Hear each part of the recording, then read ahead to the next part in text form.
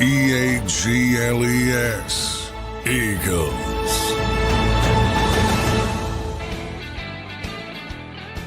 And welcome in, everybody, to a Monday morning edition of Birds 365 here, week number 4 of the Philadelphia Eagles offseason.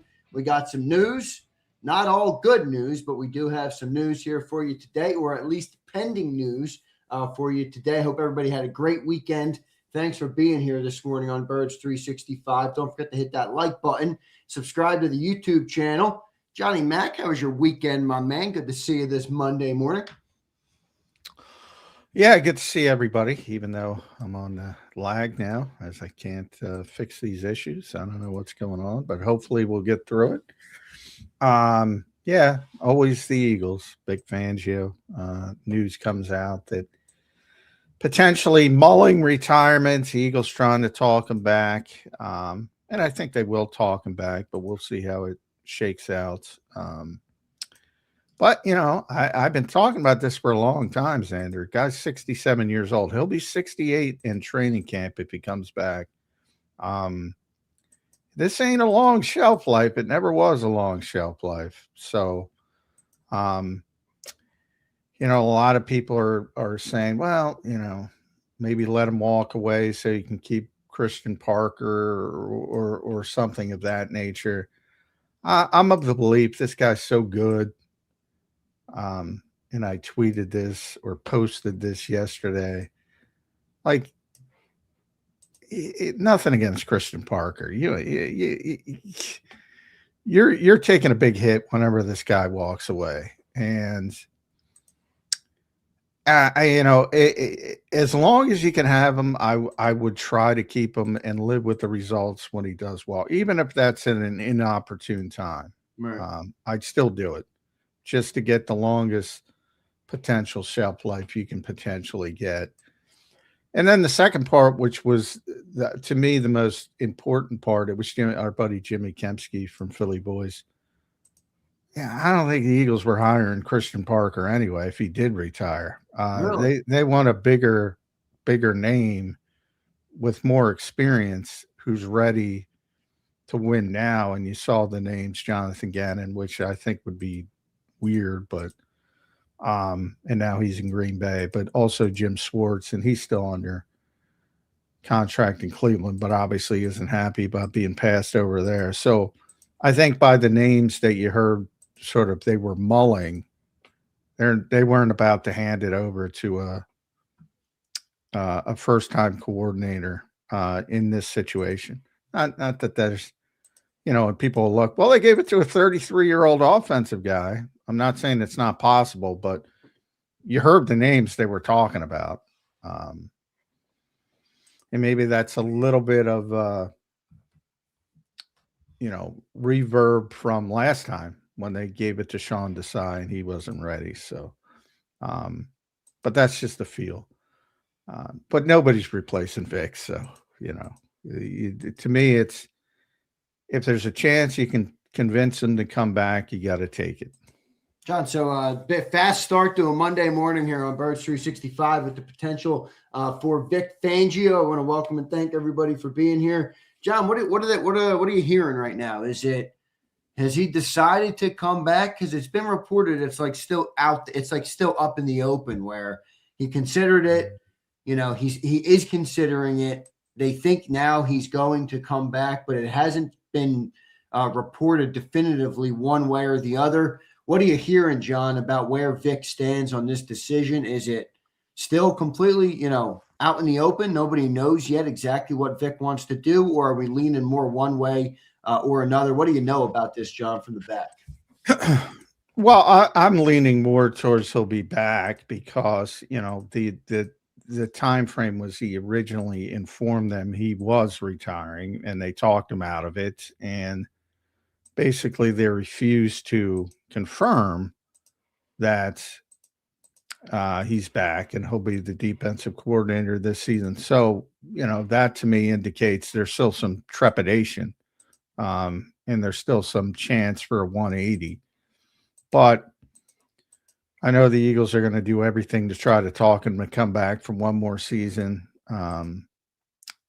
I think he will, and you got to start, but you really got to start thinking about it. And they already have. I mean, look at the Super Bowl party after winning, he was already, he talking to some coaches and saying, "Hey, it was great working with you," things like that. He was thinking about walking out on top. So I mean, the Eagles have been well aware that this is not a long shelf life. Um, so but they have to have all their ducks in a row. Um, and again, if it happens, like if he it's a grind. That's the part.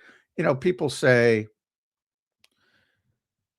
he's 67 years old. He's going to be 68. As I said, it is a grind at that age to do. It's a grind at 33, like for Sean Mannion, to do this There time we and go. time. Our first Sean Mannion reference of the day. Love it. Yeah. So you got to make sure you have a succession plan in place, number one. But number two,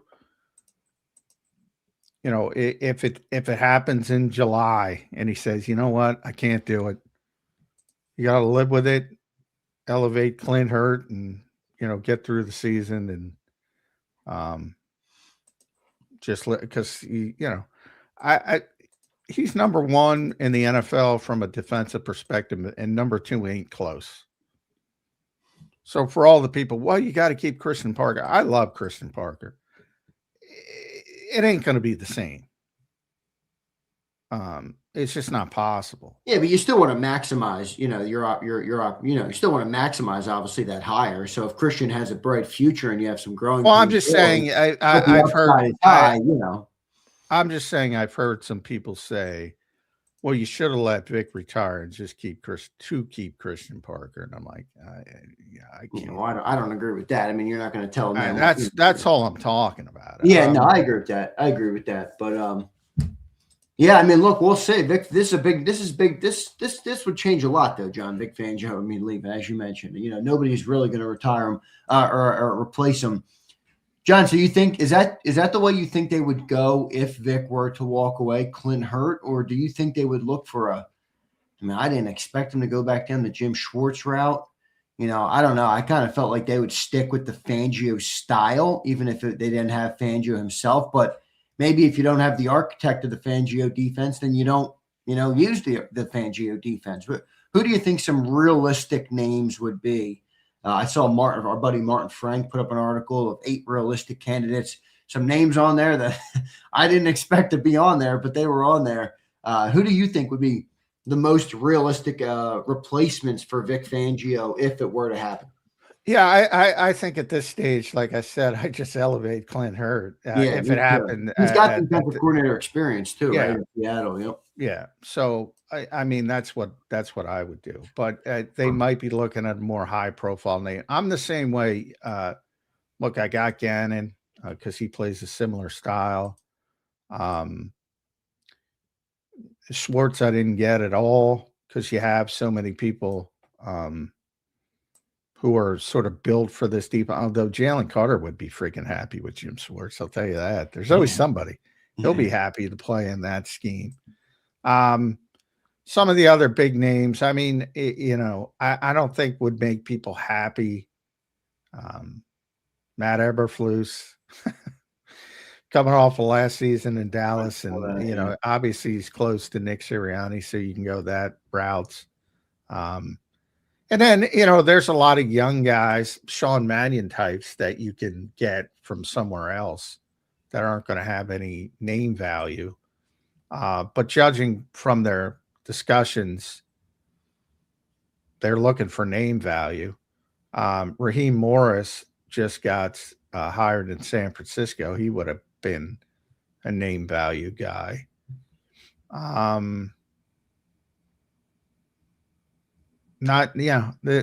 this stage, the big time guys have been picked over. So you either go the Mannion route and get a young sort of ascending potential defensive coordinator from somewhere else, or you stick to what you know, and I would stick to what I know with Clint Hurtt. Yeah, well, we'll see what happens there. We'll keep an eye on that and keep everybody posted on any updates on the Vic Fangio news. On Thursday evening of last week and all into Friday, we talked about the hiring of Sean Mannion as offensive coordinator. Other news that came out, Jalen Hurts was elevated, made the Pro Bowl this year as an alternate, which is pretty funny, but good for Jalen Hurts. His Pro Bowl number 3, I believe, which ties him with Randall Cunningham, Norm Van Brocklin. How about that for second most by an Eagles quarterback? We got free agency watch, which we will keep an eye on, and then look at some of the potential things in the offseason. Maybe hoping to talk to Jeff Kerr this morning as well. We will see if he comes in. John, what's the latest you're hearing on Sean Mannion? Josh Grizzard is the passing game coordinator, and now they will work to fill in the rest of the offensive staff, which could mean some offensive staff changes are coming. What do you know about the latest with Sean Mannion's Eagles offense and what changes may or may not be coming to the coaching staff and all the way? Yeah, I expect a few, similar to last time, when Kellen came in from outside the organization. There was only 2. Doug Nussmeier, his long time sort of right-hand man, was brought in as the quarterback's coach, and then Kyle Bolero, who people probably don't know, was brought in as an offensive assistant, lower sort of level, introductory to coaching profession type of thing. So, he was meeting with Nick to sort of huddle together. So you're talking about a lot of successful assistant coaches who've had, just like Nick, playoff appearances, Super Bowl bursts, Super Bowl championship. So, but you do want to give the new guy some comfort. Problem is, he's 33. He's been coaching for 2 years. So the whole thing about the coaching profession is sort of networking and getting to know people. And if you're around, you have this Rolodex, and you're going to be a potential. That's what sold the Eagles on Andy Reid. He had all his notebooks, and he had his whole staff, and who he wanted to bring in was lined up. I don't know how much Sean could have that. So, Howie's good, though, at finding candidates. But, who do you want to move on from? Jeff Stoutland, Aaron Moorhead, Jason Michael, Jamal Singleton. Scott Leffler might be the logical one because he's, it's the old adage, last one in, first one out type of thing. And he doesn't have the experience here. And plus Sean's a quarterback guy, so maybe he's got somebody in mind. Josh Grizzard, maybe he's got somebody in mind. So I expect to have a few changes, but not that many.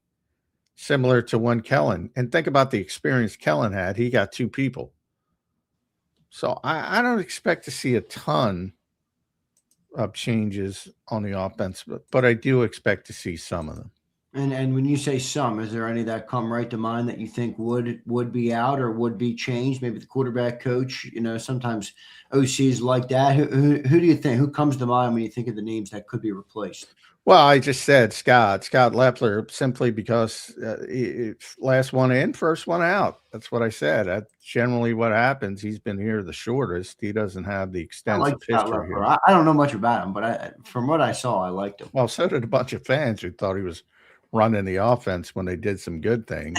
Yeah, the Bowling Green red zone plays. Yeah, which should tell you they didn't even talk to him about being the offensive coordinator. So you guys were a little bit off base with that one.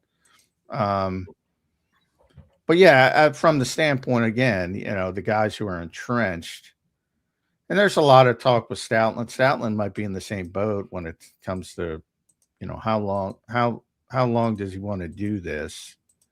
And that would force you. And does he want to work for Sean Mannion? It's a 2-way street. Yeah. You got an inexperienced guy, so it's going to be interesting. But I don't expect the whole offensive Well, staff what do you to mean, be though? gone. Does he want to work for Sean Mannion? I mean, did he want to work with Kevin Patullo? Do you think Kevin Patullo lured him in much more than Sean Mannion would? Kevin's been working with him for 5 freaking years. Again, people think Kevin just showed up. Kevin had a long history with this organization, well-respected history. Everybody, like I said, I can't find one person to speak badly of Kevin Patullo in that building. It's just one of those, maybe, when you're running an organization, maybe he did get over promoted to his best role. Maybe his best role was the role he was in because everybody loved him. But yeah, it's completely different. And it works both ways, like I said, because there have been times when, as I said, when Nick Sirianni came in, Jeff thought he was going to be out. So he set up a job at Alabama. And, the Eagles were like, no, we don't want to lose him. So it could be both sides, but it can be both sides. And yeah, I don't, the compare, other than first year play caller, Kevin had been here the entire time from 2021. So he had built up strong relationships with everybody. Interesting stuff there. We'll see what ends up happening with everything as we roll into the week here, but some good storylines to boot. You got the Mannion offense coming to shape. John, when do you expect to get news on kind of who they use? I feel like it's one of the times of the year that the Eagles they don't have to necessarily update of everything, and they might hold off as long as they possibly can on some things. When do you expect some updates on this coaching staff, on the offensive staff under Sean Mannion and Josh Grizzard? When they hire people, it'll break, but officially they won't announce it till a long time down the road, probably at the beginning of OTAs. And maybe even later. As they continue to tweak it, and you'll get that one press release that explains all the changes and all the promotions, because there's always promotions in the personnel department and things like that. It's always shifting of roles. And that happens, much later in the process. But we'll get news on who they hire for position coaches, and Howie and Nick will speak at the combine and then speak at the owners meetings. And, but if they're not forced to do it by the league, they're not doing it. So we're not going to see Sean Mannion till OTAs, most likely. That's how they have been doing it. And probably not going to hear anything from Josh Grizzard till training camp. Does it feel to anybody else? I don't know if it's just me, but does it feel like they're trying to assemble like an offense by committee type approach here, John? Am I off base? No. No, that doesn't work. Doug tried that because he had to try it, but it never really works. Well, just because it doesn't work doesn't mean they're not trying it. Well, the titles, again, are people get caught up in the titles. It's the role. Like when Doug tried it, it was about the titles, but it wasn't. The roles weren't the same as the titles, if that makes sense. So, if somebody's acting as the offensive coordinator, but not called the offensive coordinator, doesn't matter. It's just a title, and they didn't want to give the title to Press Taylor. So they'd had senior offensive, I forget what Scangarella was, and I think I forget what Press's title was, but if you're working as the offensive coordinator, you're the offensive coordinator. So here, and I'm not comparing that to that stage. That's because the Eagles were in that weird sort of dichotomy when they were, Jeffrey didn't like Doug's potential ideas for hires and blah, blah, blah. And blowing out Mike Rowe, and, Doug didn't want to bring different people in, so you have that stupid compromise. But in this instance, you have a clearly defined offensive coordinator. He's going to be the offensive coordinator under a offensive head coach, similar to Kevin. And that's going to be his role. I mean, yeah, I'm not saying you're wrong, but it does. The optics of it are interesting because you have the offensive coordinator who's a 2-year coach who's never called plays. Who's, again, we'll use the phrase that we used last year, driving a Ferrari for the first time. Just got his license. Then they have guys all around him that have more play calling experience than he does. In a way, you could see how that could undermine somebody, whether intentionally or not. Well, I think that's why they didn't bring in a guy with tremendous experience, because they fell in that trap before on the defensive side with Sean Desai, Matt Patricia. And yeah, it comes across as, well, you're just waiting for the guy to bail. And that's why I said, if you bring in somebody like Frank Reich, well, everybody from day one, everybody's saying, oh, well, you're expecting this guy to fail and you're just going to go to Frank when it fails. So I think it's a concern. Look, they believe in this guy and he's going to be the offensive coordinator. Now, if he shows up and they made a mistake and he's completely out of his, out of his league, then you do have a more layered approach, and you have at least somebody in Josh Grizzard who's called plays, albeit in a limited fashion. And you have an insurance policy, but not an insurance policy that screams, we don't really believe in this guy. And they do believe in this guy. And we're going to see if they're right. Maybe he's the natural and maybe he's not, but we're going to see if they're right. Or maybe we have another year of learning on the job. Kevin Patullo. We're definitely going to have learning on the job. You can't escape that. It depends at what degree that we have it at, though, right? I mean, if it feels like that the team is not living up to the offensive expectations, whether fair or not, then those calls will be even louder, just like they were last year. I mean, many fans, and I think many fans are right about it, last year was in a way a wasted year of a prime Super Bowl window. Now, I'm not saying you're going to go and win it every year, but, people think Super Bowl windows stay open for 10 years. They don't. You're lucky to get 5 years. And the Eagles are, did they potentially waste a year last year? That's up for, each individual to decide what their thought is on that. But now you have another year where coordinators never called plays, coordinator with learning on the job, coordinator with this, the setup is interesting, John. And if they do get backlash for it, I think it would be fair. I think it would be very fair. Well, I think from the standpoint, I don't think the setup is a typical NFL setup. The questions are about the experience of the guys in the setup, which I get. Right. But the setup is traditional, not like non-traditional, like I brought up with Doug in the one season with Scangarella. That was non-traditional.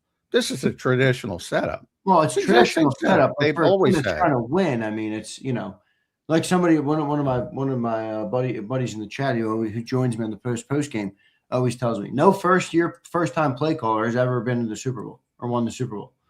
Yeah, I don't know if that's true, but I don't know if it is either. But I think it is. Yeah, I'm not. I find that very hard. Let me do a quick search. I find that very hard to believe, to be honest. But I don't know. I haven't done the research, but I'm not just gonna. No offense to anybody. I'm not just gonna take somebody's word for it in the chat. But from the standpoint of tradition, you're questioning the experience level, which I get, but not the setup. I mean, the setup's the same setup they've always had. They have a offensive head coach. You're fighting me on the word. All right, forget the word setup. Then I'm trying to lay out that they hired. I'm trying to lay out the. I'm trying to lay out the right word. Experience. Say experience. Yeah, okay. All right, good. Yeah, you got me. Good. I used the wrong word. That's not the point getting you. I'm saying you're talking about experience, which is fine. All right. Good. But I'm saying the setup is not a problem. The experience could be a big problem. Having inexperience is part of the setup. I think it's key to identify. Inexperience is part of the setup, John.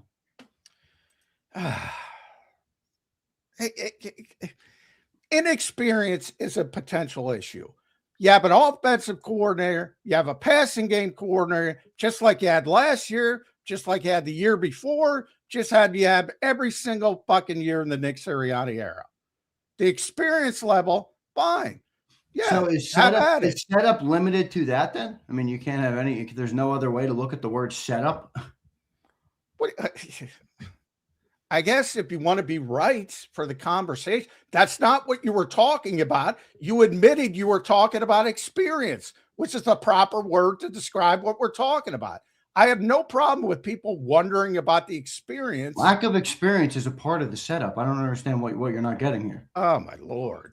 Oh, my Lord. You were talking about a weird setup. There's not a weird setup. There is a weird setup. The head of the snake has no experience and everybody around him has experience. That's part of the setup. I don't know what we're arguing over here. Yeah, I don't know. You shifted ask yourself that, because you shifted mid-conversation because you want to be right, which is fine. I don't really give a shit. I just think you're arguing me on a word. I don't really give a shit. You admitted you were talking about experience, so talk about experience. That's all. All right, the OC has no experience. Yeah, which is fine. What's it mean for the setup of the offense? I still don't think the word was off. Oh, Jesus Christ. All right, we're gonna start Monday. All right, I'm gonna talk about experience. You can talk about what you want. I already talked about it. You said, how could that affect Jeff Stoutland? Well, it might accept Jeff Stoutland. Do I want to work for a 33-year-old guy? I have no idea. Well, yeah, stuff like that could enter in the equation. Guy like Jason Michaels called plays. He's been an offensive coordinator. You know, there's always a weird dichotomy when you have a 33-year-old guy who has no experience coming in, talking to a bunch of guys and trying to lead a bunch of guys who have experience. That's a legitimate conversation. But as far as setting up things like, again, I bring up Frank Reich because everybody loves Frank Reich here, or everybody thinks they love Frank Reich, and everybody talks about Frank Reich, and he's trying to get back in the league and all that kind of stuff. So it would be easy. Nick's very close to him. It would be easy to bring in the senior offensive assistant or something of that nature, and then that affects the setup and what you're trying to do. They did it on the defensive side of the ball with Matt Patricia. And again, it affected Sean Desai because everybody presumed that, well, Matt Patricia's here because they don't really trust the guy. And it turned out to be true. The Eagles haven't done that. They might do it. But it's a very tenuous situation. And obviously they came into the search process looking for an experienced guy, an experienced play caller, and they shifted when they were not able to get it. So at that point, it's sort of the search shifted towards a bunch of just talk to a bunch of guys, and the word Nick Sirianni used was reveal. Somebody will reveal themselves because they didn't really have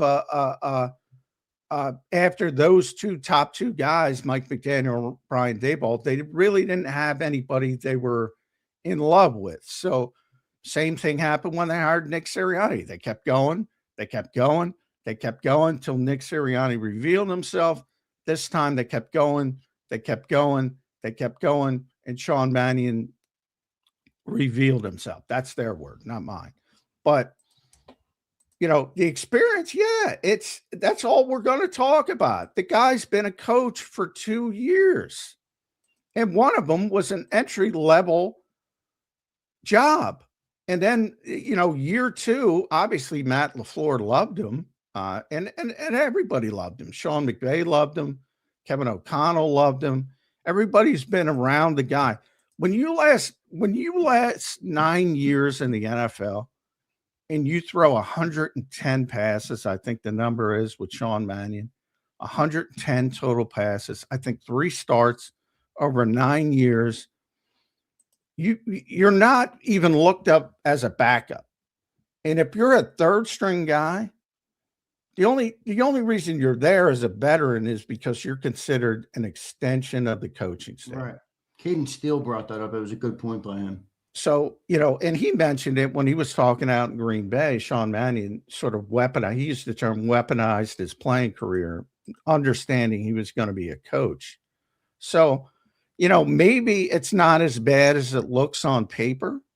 Because I brought this up with guys who've done it a long time, with Josh McCown and Derek Fisher in basketball, and everybody said, "Why? How could you give this guy a job straight off the field, acting like playing 17 seasons is an experience?" So that part of it enters the equation as well. But from the play calling aspect, look, you're going to have growing pains.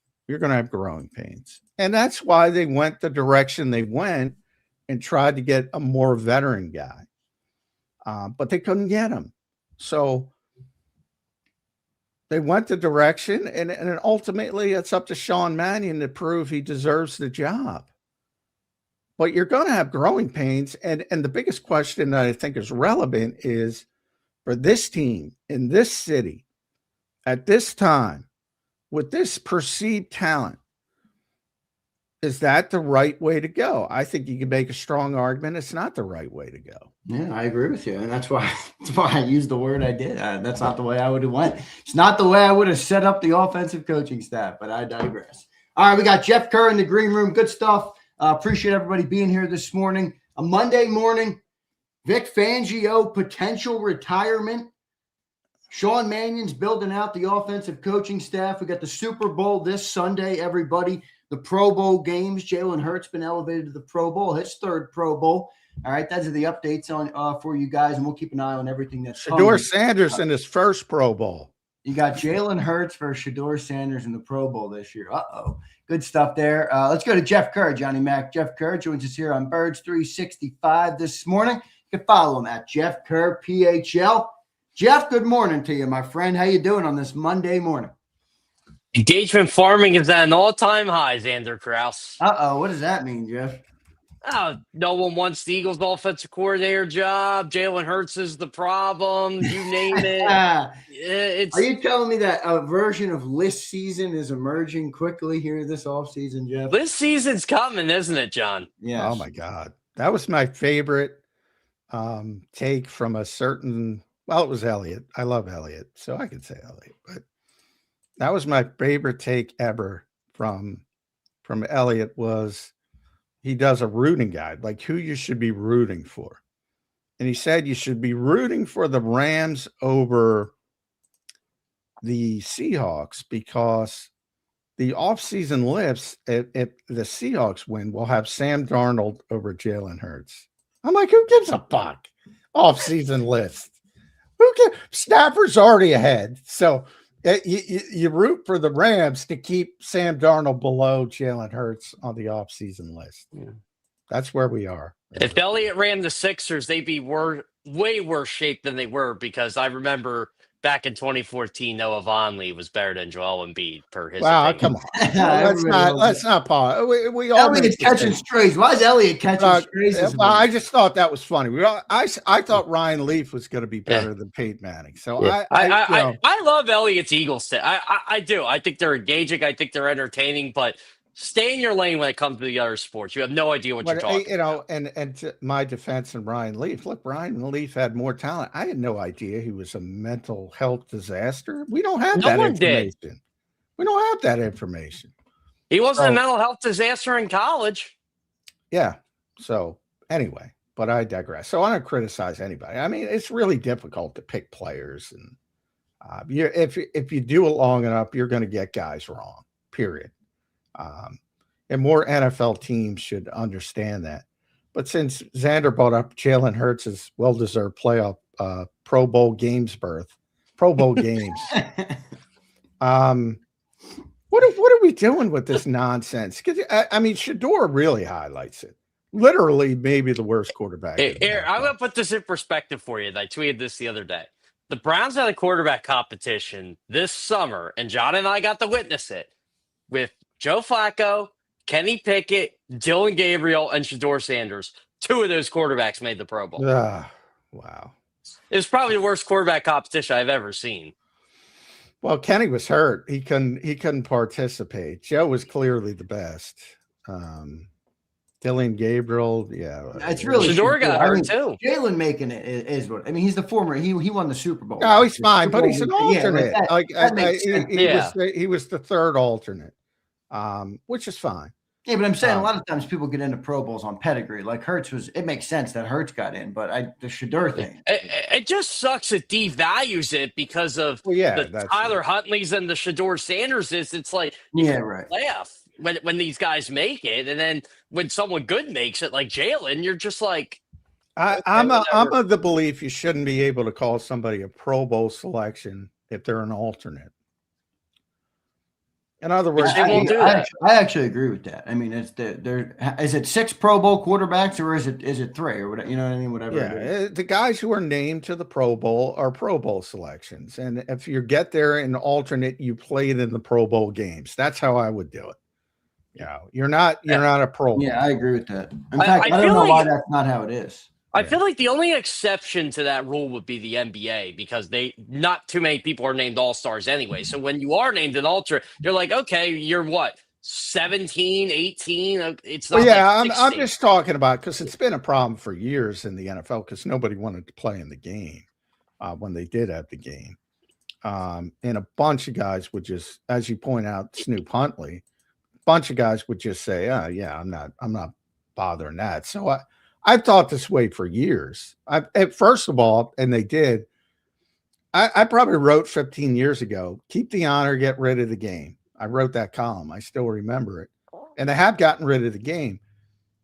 And they have kept the honor. But, yeah, it's got to be – for the honor to mean something, you can't consider alternates to be Pro Bowl players. Yeah. It's so crazy with how the Pro Bowl has changed, right? I remember I was watching Don McNabb throw bombs to Deshaun Jackson in the Pro Bowl game like 15, 16 years ago. And I'm like, this game's terrible. Like, this game's not what it used to be in the 90s.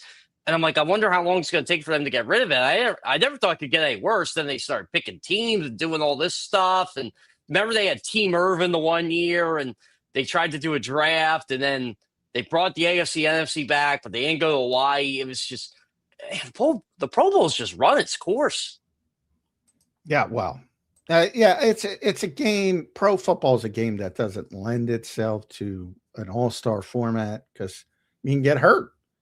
So I mean, that's and you can get hurt walking down the street. So it's not like you can't get hurt playing basketball or baseball. But let's be honest, you're probably going to be right if you're playing in the baseball. You're probably going to be all right if you're playing in the baseball all-star game. You can't say that in football. Yeah, it's true.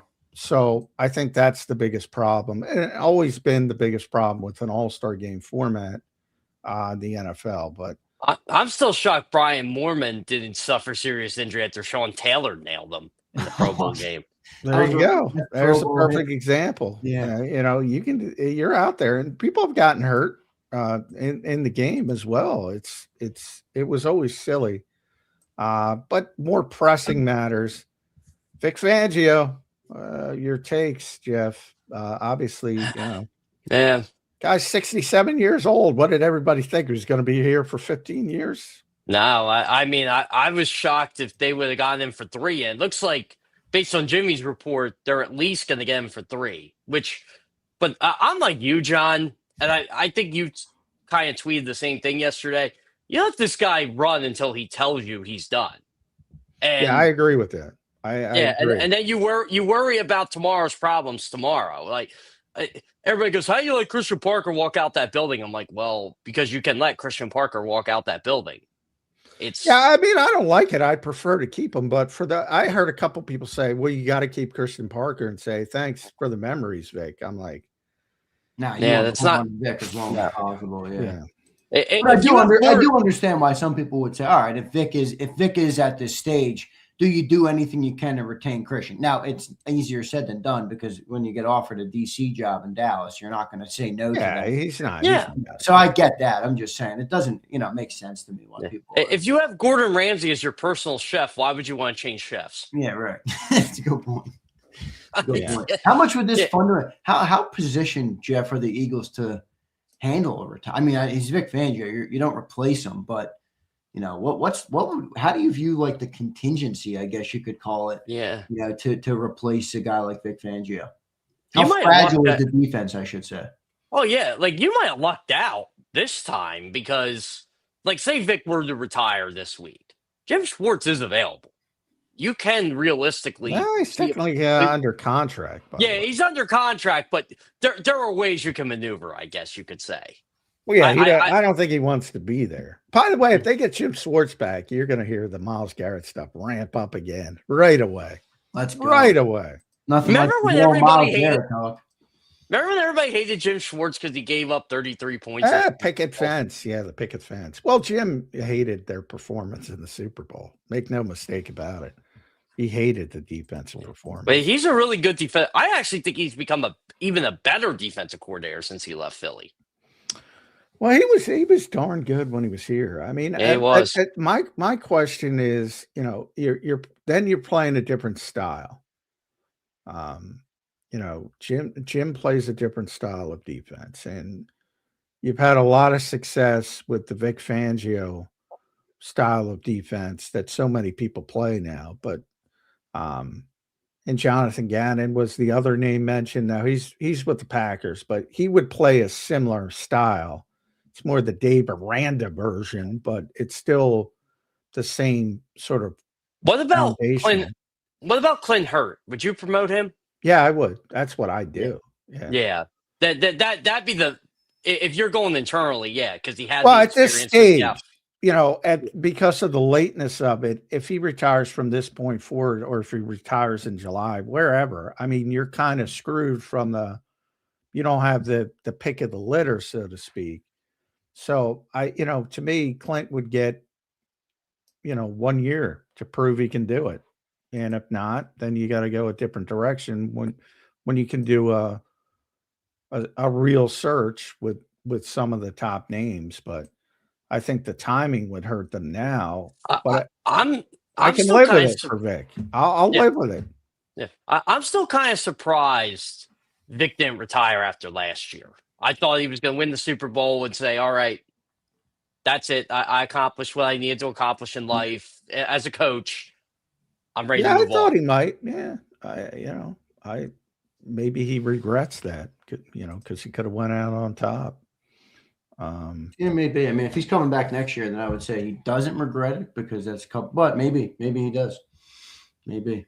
How much do you think it shows maybe that there is dysfunction in the organization? Nothing at all to that, right? I mean, I think it's just an old dude and he wants to hang him up. I think it's. I did see that though getting aggregated, like, oh man, the Eagles building must really be toxic. I'm like, well, I don't disagree, but I also don't think that's the reason that Vic Fangio wants to retire. I just think he's 68. Was it toxic at the Super Bowl party? Because he was talking about retiring then, and they just won the Super Bowl. Yeah, right. No, I don't think it's toxic at all. But if you're the Eagles, you're an important figure in the Eagles front office, especially your Howie Roseman. You got to say to this guy, like, hey, you kind of need a decision here because teams are hiring coaches, and we just can't be left out in the dark. We have a chance to get a Jonathan Gannon or a Jim Schwartz here. And oh God, if they got you, I actually don't hate Jonathan Gannon like most do, but can you imagine if they brought him back? Yeah. Well, again, another fake narrative on Jonathan Gannon. I'm telling you, I can't deal with this stuff when it comes to that. The organization hates him. Yeah. Yeah. That was complete bullshit. Yeah. I mean, they did have like the number 2 overall defense that year, didn't they? Yeah, number 2 with 70 sacks. Yeah, they were like 6 or 7 yards from being number 1. It was really I'm not gonna lie. That's one I don't really get. I mean, I get that the Super Bowl ended the way it did, and it felt like that's all it was about. It's how the Super Bowl ended and how he took a job. It wasn't just that. Don't you remember the couple weeks prior when everybody's like going crazy on Jonathan Gannon, and then the thing happened in the parking lot where he's like, "Let's gut them mother effers" or whatever he said. Yeah. Well, they hate all coordinators. I say it all the time. By the way, I hope, God, every day I got to learn which Kubiak is which Kubiak. Clay, right? Clay got hired. Clay got hired. No, Clint got Clint hired. got hired. Yeah, that's what I'm saying. I thought the Rams guy got hired too. No. Yeah, Mike LaFleur got. Yeah, Mike LaFleur. Oh, Mike LaFleur. Okay.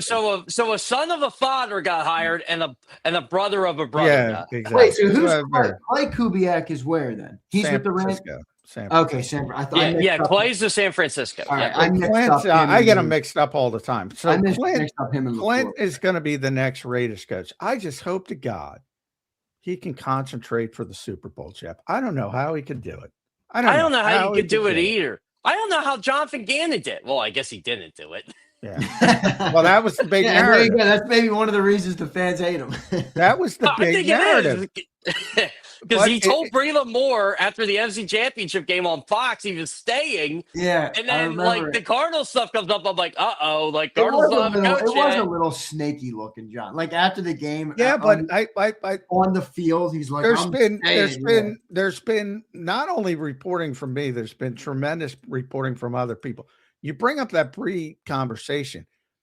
Monty Ossenfort called him to congratulate him for winning the game. That's what kicked it out. Monty Ossenfort got the job late. He didn't know when he was talking to Breland Moore. Exactly. And he said, Monty Ossenfort, who's a friend of his, said, would you be interested? Congratulations. Would you be interested? And he said, like everybody else, fuck yeah. Hey, this is what I love about this fan base, right? You know, the Eagles did the same thing back in 1994. The 49ers defensive coordinator was Ray Rhodes, and the Eagles were literally talking to him during Super Bowl week. It happens every fucking year. They just didn't formally hire him until after the Super Bowl, but he was hired. Nobody cares. Nobody cares if it's Clay Kubiak getting a head coaching job before the Super Bowl. He's not technically. They can't announce it. Yeah.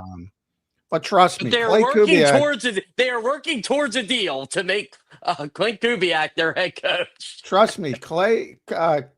Sorry, I'm mixing it up again. Yeah. Trust me, he will do his job for the Super Bowl. These guys don't want to lose the Super Bowl. Yeah. Super Bowl is going to be pretty good. I really think I think so many Eagles fans have this fake narrative of Andy Reid, because heaven forbid he did not win a Super Bowl here. They couldn't stomach the fact that Andy Reid ran laps around Jonathan Gannon in that Super Bowl. They can't take that Andy Reid is actually a really good coach. Now you're going, I mean, did Gannon tell those guys to blow fucking coverages? Yeah, exactly. You know, what nobody ever blames the players. Nobody. No one ever blames Aaron Sipaceder. Well, yeah, I do. I do too. He was hard in that game. Special teams is maybe one of the biggest. Michael Clay's unit had a way worse Super Bowl than Jonathan Gannon. Well, I blame Howie Roseman for that one, because they were letting Brett Kern. Remember, Aaron Cepas got hurt, and they felt the loyalty to Aaron Cepas. He was working his way back, really working hard to get back, and he got cleared for the Super Bowl. And instead of letting Brett Kern punt, he said, we got to let Aaron Cepas punt. And it fucked him. And let's be honest. Brett Kern wasn't great at that. He was like 100 years old, but I guarantee he would have kicked the ball the right way. I guarantee you. Yeah. That's a game I just keep watching myself, and just all the blown opportunities they had. Like, I mean, that 2022 team could have really been something special. Like on the occasional, and it happens, you know, very rare. And this is why Vic is big. It happens. It's astonishing how few blown coverages the Eagles have for all the coverages they call or Vic calls. But when they do blow a coverage, it ain't Vic's fault. Well, John, it's Quignon's fault. This would be my question and Jeff, you can chime in here too, but really for John, because of a point that he's consistently made on the show. You always say, John, and I agree with you, that players are first. And that when you look at offensive coordinators, you remind people of that consistently. Coaches say that. Coaches say that. No, and I agree with you. I'm not saying, but then you have a guy like Vic, right, who's as established and respected as he is. And then it's like, all right, if he hangs him up, how much does that hurt the defense? Because in theory, yes, players first. But Vic also, for the job of a coach, does it as good, if not better, than everybody else, of his peers. How much does that loss matter? I think players are still first, but you have a coach to Vic Fangio's pedigree. How much does that loss actually mean as compared to maybe losing Kevin Patullo on offense, or in the case of success, losing Kellen Moore on offense? Well, it's frustrating me that people say I don't think coaching matters, because it does matter. It just doesn't matter as much as fans think it does. But yes, obviously, Vic Fangio is better than most defensive coordinators. I would say all defensive coordinators. Yeah. Whereas Kevin Patullo was a first-year play caller learning on the job. So there's a big difference from the standpoint of that. And you'll see there's going to be a big difference whenever Vic does retire and whoever takes over for him. They're up against a high standard. But, Vic's been coaching for 40 years. He's got one Super Bowl. It's always great. People have been, for about 15 years, he's been the guy. He's the Kyle Shanahan of defense. He's the Sean McVay of defense that everybody copies. I tried to tell everybody this before the Super Bowl, and they were raving about Spagnuolo. I said, well, Spagnuolo is great, but who does everybody in the industry copy?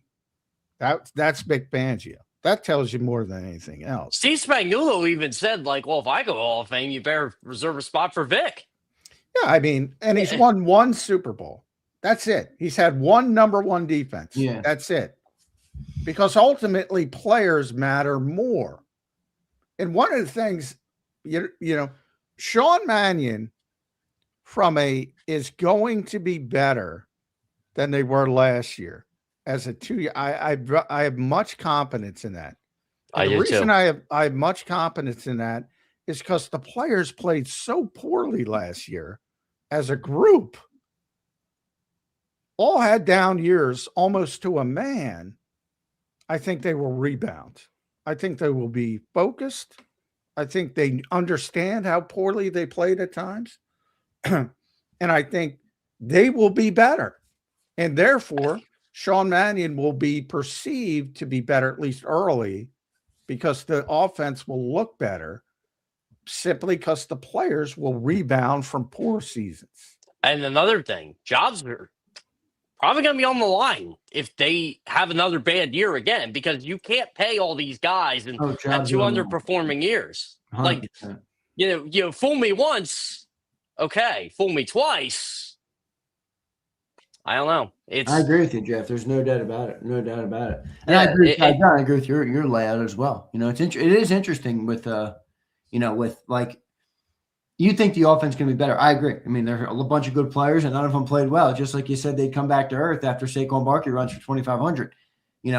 How much does the defense potentially drop, or will it not at all? Well, I think the defense, if Vic goes, because they played at such a high level, I think it will drop. Me too. If Vic goes, but if you have Vic next year, I mean, why not expect the top 5 unit again?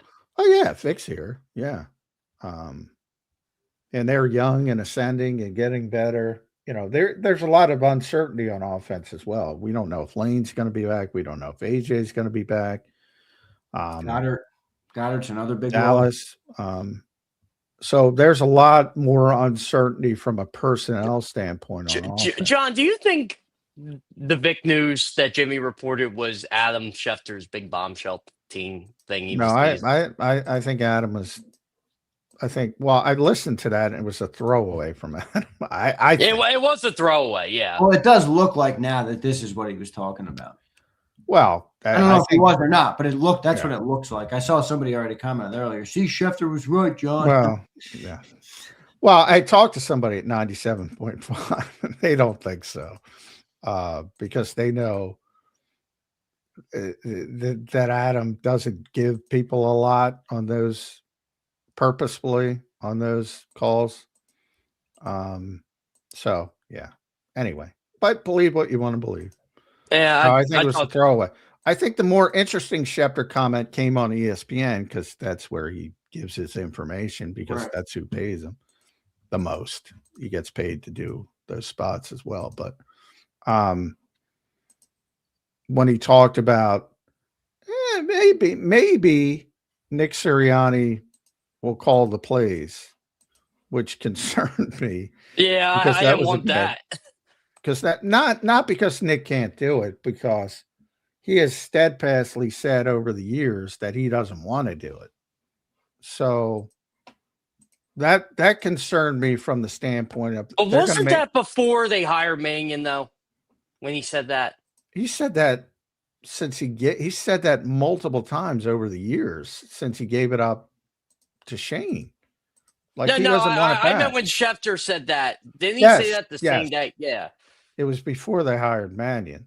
That was, I think, the more, because I mean, let's be honest, that's going to be a narrative all season. If Sean Mannion starts to struggle, people are going to start talking. Is Nick calling the plays? Is Nick taking over the plays? Or is Josh Grizzard? I think they set it up. I think that's why Josh Grizzard is here. So Nick doesn't have to call plays. I think he set it up that way. Yeah. Yeah. And Josh is an excellent third down schemer and play caller. He was that first year in Tampa when he was passing game coordinator. And yeah, I get but by the way, I saw, and I don't want to out the person, but I saw this. This is what you're going to see under Sean Mannion type. And I get, we're in the world of content creation and blah. And I get people have to create content. The best story Nick Sirianni has ever told me, literally number one, and I say it all the time on this show, is when he was explaining his first interview with his buddy Larry Karras, his mentor. People hate bringing up that name because Nick will talk for 5 hours about Larry Karras if you let him. And I've already told the story, but I want to tell it again to emphasize it. Larry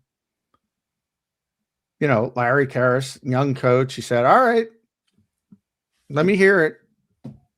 What kind of offense are you going to run?" And Nick is a young coach, like everybody in that situation, probably he's going, "All right, I'm going to wow this guy with what I think he wants to hear," basically. And he starts going into what he wants to do, and he stopped him right away. And he said, "You don't even know who your players are. Why are you talking about? Why are you talking about why you're going to run?" Trying to teach, and he did. He taught him that lesson.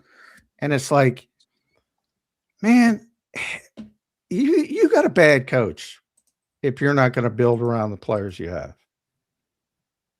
You got a bad coach. We do that. Coaches though who will like literally trade a player if it doesn't work in the system. Fine. Yeah, that's fine. There's nothing wrong with having a fundamental philosophy. Like Vic has a fundamental philosophy, and you work to acquire the players that best fit that fundamental philosophy. Right.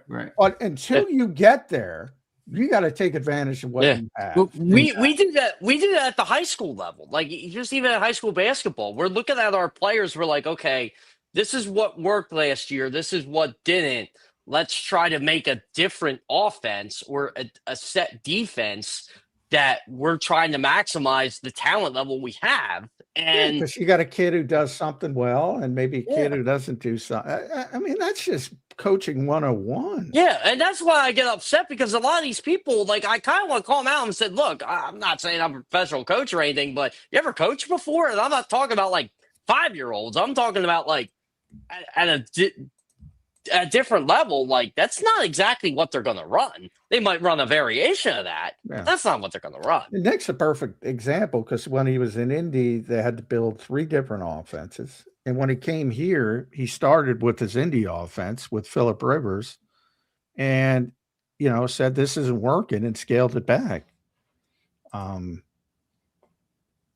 Jalen Hurts ain't Phillip Rivers. I mean, it's just, that's one of, I don't get why so many, and one of the cliches, there's a million cliches in football, obviously. But when it comes to coaching, number one is, if you're hiring a scheme, you're doing it wrong. Yeah, I agree. Everybody says it, and they say it for a reason. Jeff, any thought on, if you tell me I'm wrong, it's fine. Any thought on the potential of like this offense looking like it's like an offense by committee? I brought it up to Johnny, disagreed. Well, I don't want to speak for Johnny, disagreed with me. But I do look at a pressurized situation in Philly where expectations are high. Pressure is even more increased after what happened last year with Kevin Patullo and the way the offense never quite got it going. And now you have a 33-year-old guy who's calling the offense, who's never called plays, who has very limited coaching experience with a rabid fan base, a rabid owner, maybe more than the fan base, who will fire a guy after 1 year. All right. And a guy who's a passing game coordinator who's called plays before, a tight ends coach who's called plays before, a head coach who's an offensive-minded head coach. I look at that and I say, boy, this, if this gets ugly, it could unravel quick. How do you see the setup of the offensive staff and any problem with it as it stands so far? It's a very young offensive staff, too. Like, you brought up Mannion's age. Josh Grisard's what, 35, John? 35. Yeah. He's got the 1 year play calling. I don't know. Does that matter? But he was also a very young, inexperienced play caller, too. And you saw what Tampa Bay did. Jason Light said, see ya. We collapsed. Which we do agree wasn't really on Josh Grisard. I mean, they had a lot of injuries. A lot of injuries. Yeah, especially at the wide receiver position. And that's why I said Philadelphia's not unique. In fact, they're ordinary when it comes to scapegoating. Everybody does it. Yeah. There were 21 offensive coordinator positions available this year. It's ridiculous. Yeah. Yeah. And the only guys that is insane. Yeah. It's who put it up? Mike Clay put it up. He's got his spreadsheet of all the offensive play callers, offensive coordinators. So, the only ones who have any continuity are the guys who are head coaches that call plays. So, but there's so few of them. Like Joe Brady's one now. He's been doing it since 2023. Patriots will have it with Josh McDaniels forever because no one's going to hire him again.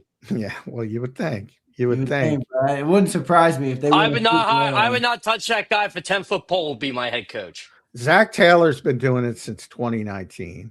It's amazing he's still got his job, but he's still doing it. Matt LaFleur's been doing it since 2019.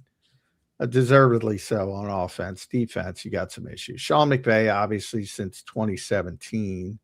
Kyle Shanahan since 2017. Everybody else, 2026, 2025 with Ben Johnson, Schottenheimer 2025. D'Amico Ryans fired Slowick after 2 years? Yeah. Nick Caley 2025 to your point with Houston. Liam Cohen, obviously 2025. He was the reason Josh Grisard got fired because they had a top 5 offense under Liam Cohen. Oh, Andy Reid 2013. He's the biggest. I missed him. Speaking of coaches, I've always been high on Gerard Johnson. You want to blame players? Man, CJ Stroud has really hurt that guy's career. Yeah. Because I thought he was on the up and up after CJ's first year. And it seems like he's going to be stuck here as a quarterback coach there, or he's not going to be a quarterback coach there anymore. Well, I know he might be the scapegoat, but would have been a tough sell to hire him here after that year. Yeah. After the descent of CJ Stroud. So everybody. If I were Houston, I would move on. I would trade him this summer. He's costing them, man. That defense is good enough to be great. Who are you going to get that's better? I don't know. If I get it. Yeah, that's the issue. By the way, guys, what about Minnesota blowing out Kwesi? Yeah, how about that? Yeah, we didn't even talk about that yet. I know. I can't believe I forgot to hit you with that in the open. So why do we really think he got canned? Oh God! Seriously? I know. The worst personnel decision of the century. Yeah, thank you. That whole paternity leave story, I'm like, yeah, okay. Well, that's kind of people. John, when it happened, brother, right here on this show, you said that's a fireable offense. I don't call for people's jobs, but that's a fireable offense, if I remember. Well, I think people don't understand. A lot of it is Sam's in the Super Bowl, but let's say, all right, because Sam was going to cost a lot of money. And he was coming off a bad playoff performance, and you did draft a kid near the top of the draft. So, but then you had Daniel Jones in the building, And he said, and you Yeah, let him both of go. them. And then you had Aaron Rodgers who wanted to play for them at a discount. And he said, nope, I'm good with JJ McCarthy. I'm like, there's an example of, and I like Kwesi and I know Kwesi and he's a good dude. But there's a guy who said, no, I drafted a quarterback, cost effective. You know, he had that analytics Instead mindset. of owning up, saying, hey, you know what? Maybe this guy ain't it. And yeah, I agree with you, John. And look, John McMullen, Justin Jefferson is not happy right now. Why would he be? He went God. from. What bothers me about the whole Darnold thing, besides letting him leave the building, is it's not like he signed for a lot of money. 3 years, $100 million is one heck of a deal for a quarterback. Well, it is. It is. And they should have re-signed him. And now they know it. But now it's too late. He's going to go win a Super Bowl. And live with it. That's your decision. Yeah. But, I always say, doesn't matter how you find the quarterback. If you find a quarterback, hold on to him. That's to the point about CJ Stroud. As bad as it is, you're not going to get better. So you better just figure out how to build as best you can around him and get him better. And I feel like DeMeco Ryans is too good of a coach where the Texans are going to bomb out at like 5-12. I just don't think that's going to happen. I think he's a really good coach. I think he's a defensive savant, and that team is built to win at least 9 games. I think we've seen, like this year, I thought was the year they were not going to do as well because they started 0-3 and they ended up winning, 11, 12 games? Yeah. But to your point about the paternity thing, now that is sort of reversed. We were having the discussion earlier about this guy coming in with Jeff Stoutland and Jamal Singh, all these veteran coaches and Aaron Moorhead and yada, yada, yada. Now that's the thing. Because there are a lot of people, you had a lot of white knights out there saying, how could you dare question Kwesi taking paternity leave? Because nobody fucking does it. Yeah, no one does that. You're living in a culture. I'm not supporting the culture, but I'm also being a realist. You're living in a culture where all your scouts and all your personnel people live that life, and you're trying to lead them. And you have this new age mindset, which might be better. Not might be, probably is better for I think it is better. Yeah, but for quality of life, overall health, yes. But it doesn't matter, man. You remember Ryan Grigson's out there. He used to work for the Eagles. He's an old school former GM, longtime personnel guy. Which I also know. Ryan, you jumped over all those people who have been living that life, and then you're trying to lead them. And they have that mindset. That is really difficult needle to thread. That is a really difficult needle to thread. Yeah. When you got coaches and scouts working 18, 20 hours a day. Oh my God. Scouts are the most underappreciated people in football. They're always on the road. They live out of a suitcase. They work ridiculous hours. They don't get paid that much. They miss their kids' stuff, their wife stuff if they're married. Yeah. They miss everything. Was it Kurt Warner that said it? I don't want to put words in Kurt's mouth. It might have been Kurt that tweeted. Someone tweeted it that said, if you want to live that life, you have to be prepared to give all that stuff up. Yeah. Fair or not. That's tough. There's no doubt. Like we say it as journalists sometimes. John, how many things have you missed over the years? Oh my God. I tell that one time, this is the life we've chosen. The one editor I had, I guess, just shut up, dude. Yeah, we know, but don't emphasize. We all know. Yep. Yeah. Don't emphasize. You just deal with it. All right, you ready? AJ Brown, keep, trade, restructure. What do you think? Keep. I wouldn't let that guy go anywhere. He's too good. I don't care how mad he is. Well, what if he makes it untenable? Well, he would have to demand it himself, which I don't know if John you talk to AJ more than I do. You think AJ has the cojones to say, I want out of here?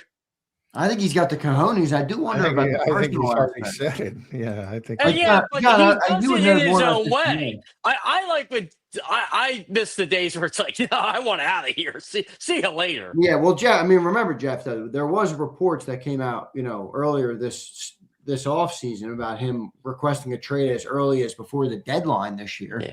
The thing But I I would want to wonder, hear him say it or him tweet it. That's what I want. It's not going to happen. you might not. But Though. You might not. We can't only. I go just off don't that. like this whole backdoor channel stuff. Or the Well, cryptic that's stuff. how that's reporters, man. Reporters, you know what I mean? That's Well, kind of not even reporters. Like players do this now. Like I just don't.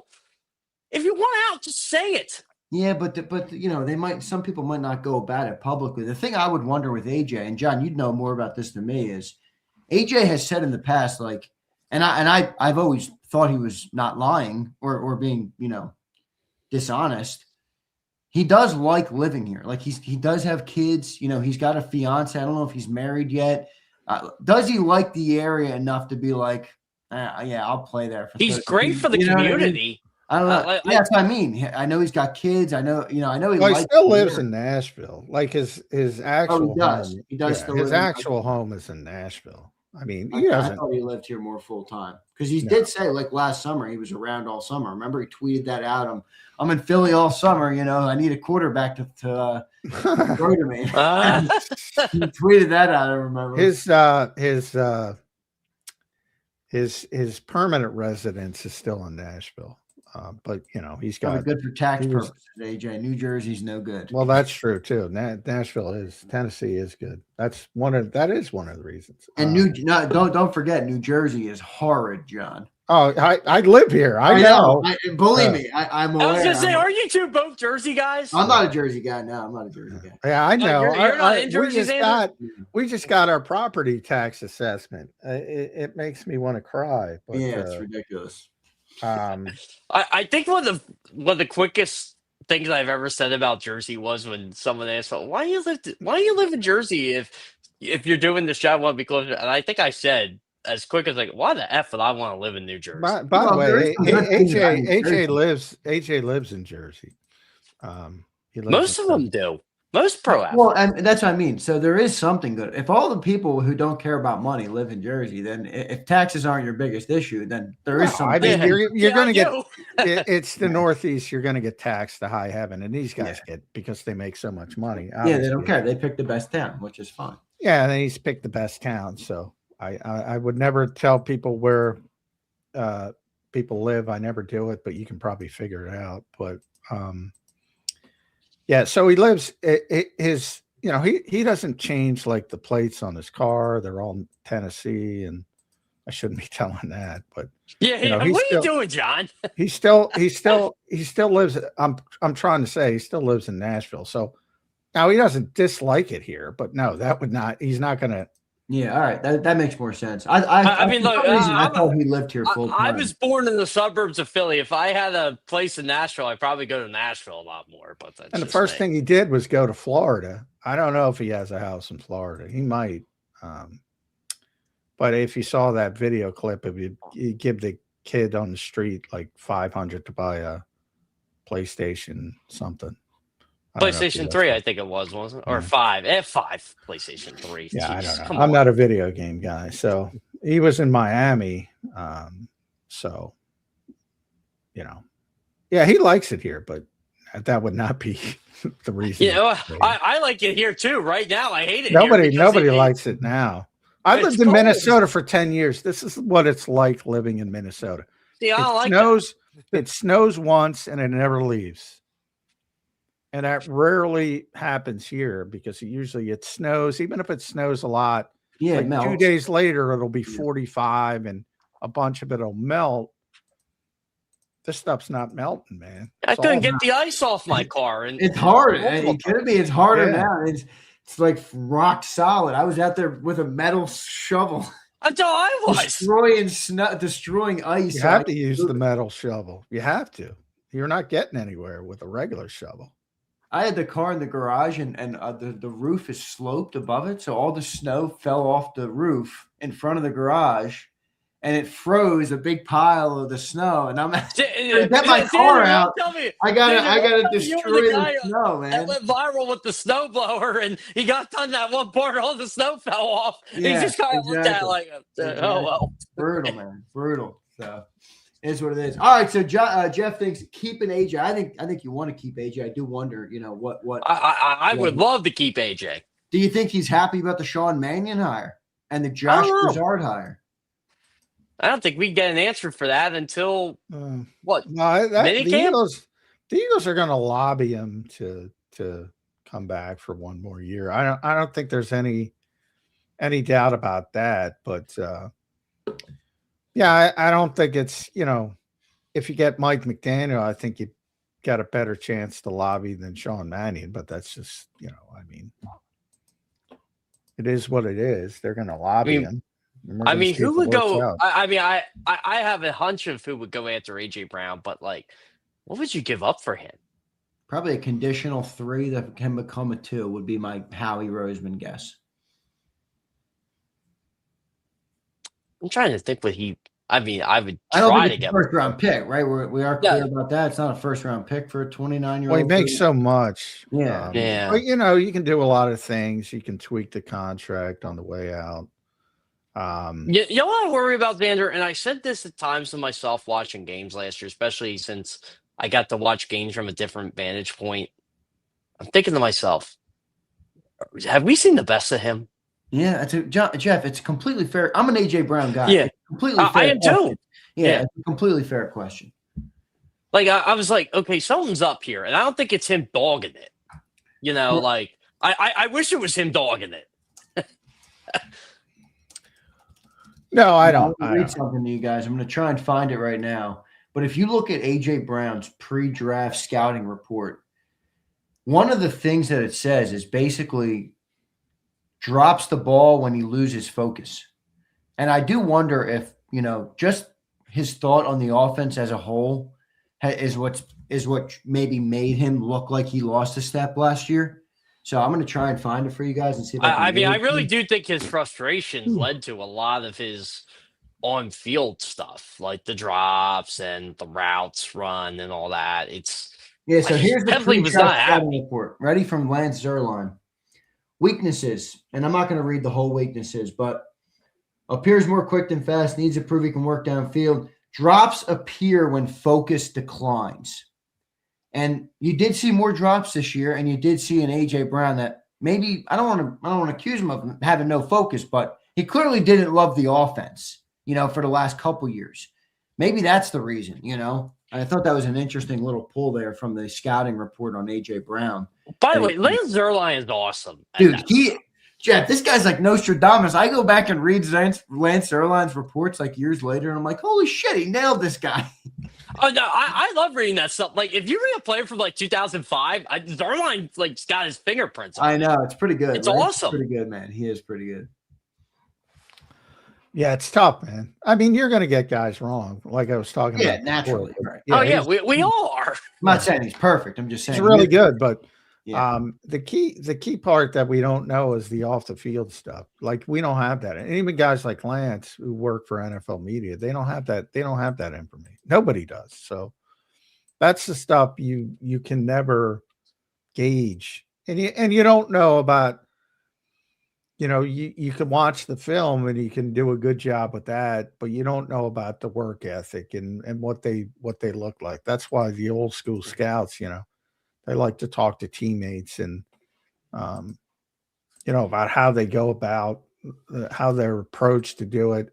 You'll always hear coaches talk about, does he love football? Because a lot of guys only play football because they're going to make a lot of money.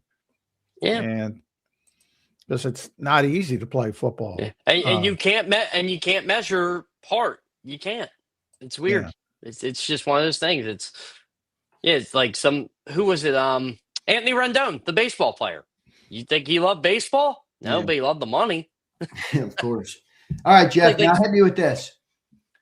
Eagles free agent power rankings. All right. Who is most important to sign? You got guys like Nakobe, Goddard, Jalen Phillips, Reed Blankenship, who I think is an interesting name. I do too. You know, I don't think he's as simple as people think. Oh, let him go. Who cares? It's Reed. I don't know. I think Vic likes him. You know, maybe you give Vic what he wants potentially. Free agent power rankings, Jeff. Go ahead. Jalen Phillips would be one. I think they need to bring him back. I thought he was a really good fit for him. I thought that defense elevated when they got him. I thought he was like not that premier pass rusher they needed, like a Myles Garrett, but he was more than good enough. Is there a ceiling there on the number? Is there a walkaway number you'd have? Oh man, I think he's going to get paid this offseason. I do too. By the way, those people have started putting out their projections. Brad Spielberger was great at that. He was the best. He was so good. It stinks we don't have him doing it. Yeah. But he works for an agency now. He can't do it. Boy, there were some really low projections on Jalen Phillips that shocked me. I see a top 10 free agent in this class. He's definitely, I think, a top 10 free agent. Right? Shocking.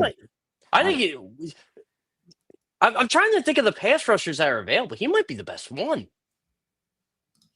Well, Trey Hendrickson, but it depends. Oh, well, yeah, Trey. But Trey's older. You really want a 32-year-old guy, but his age and by the way, did you see the number the cap is going to be? Insane. $300 million. So I saw 1 year for $15 million. I'm like, well, that's a no fucking brainer. Yes.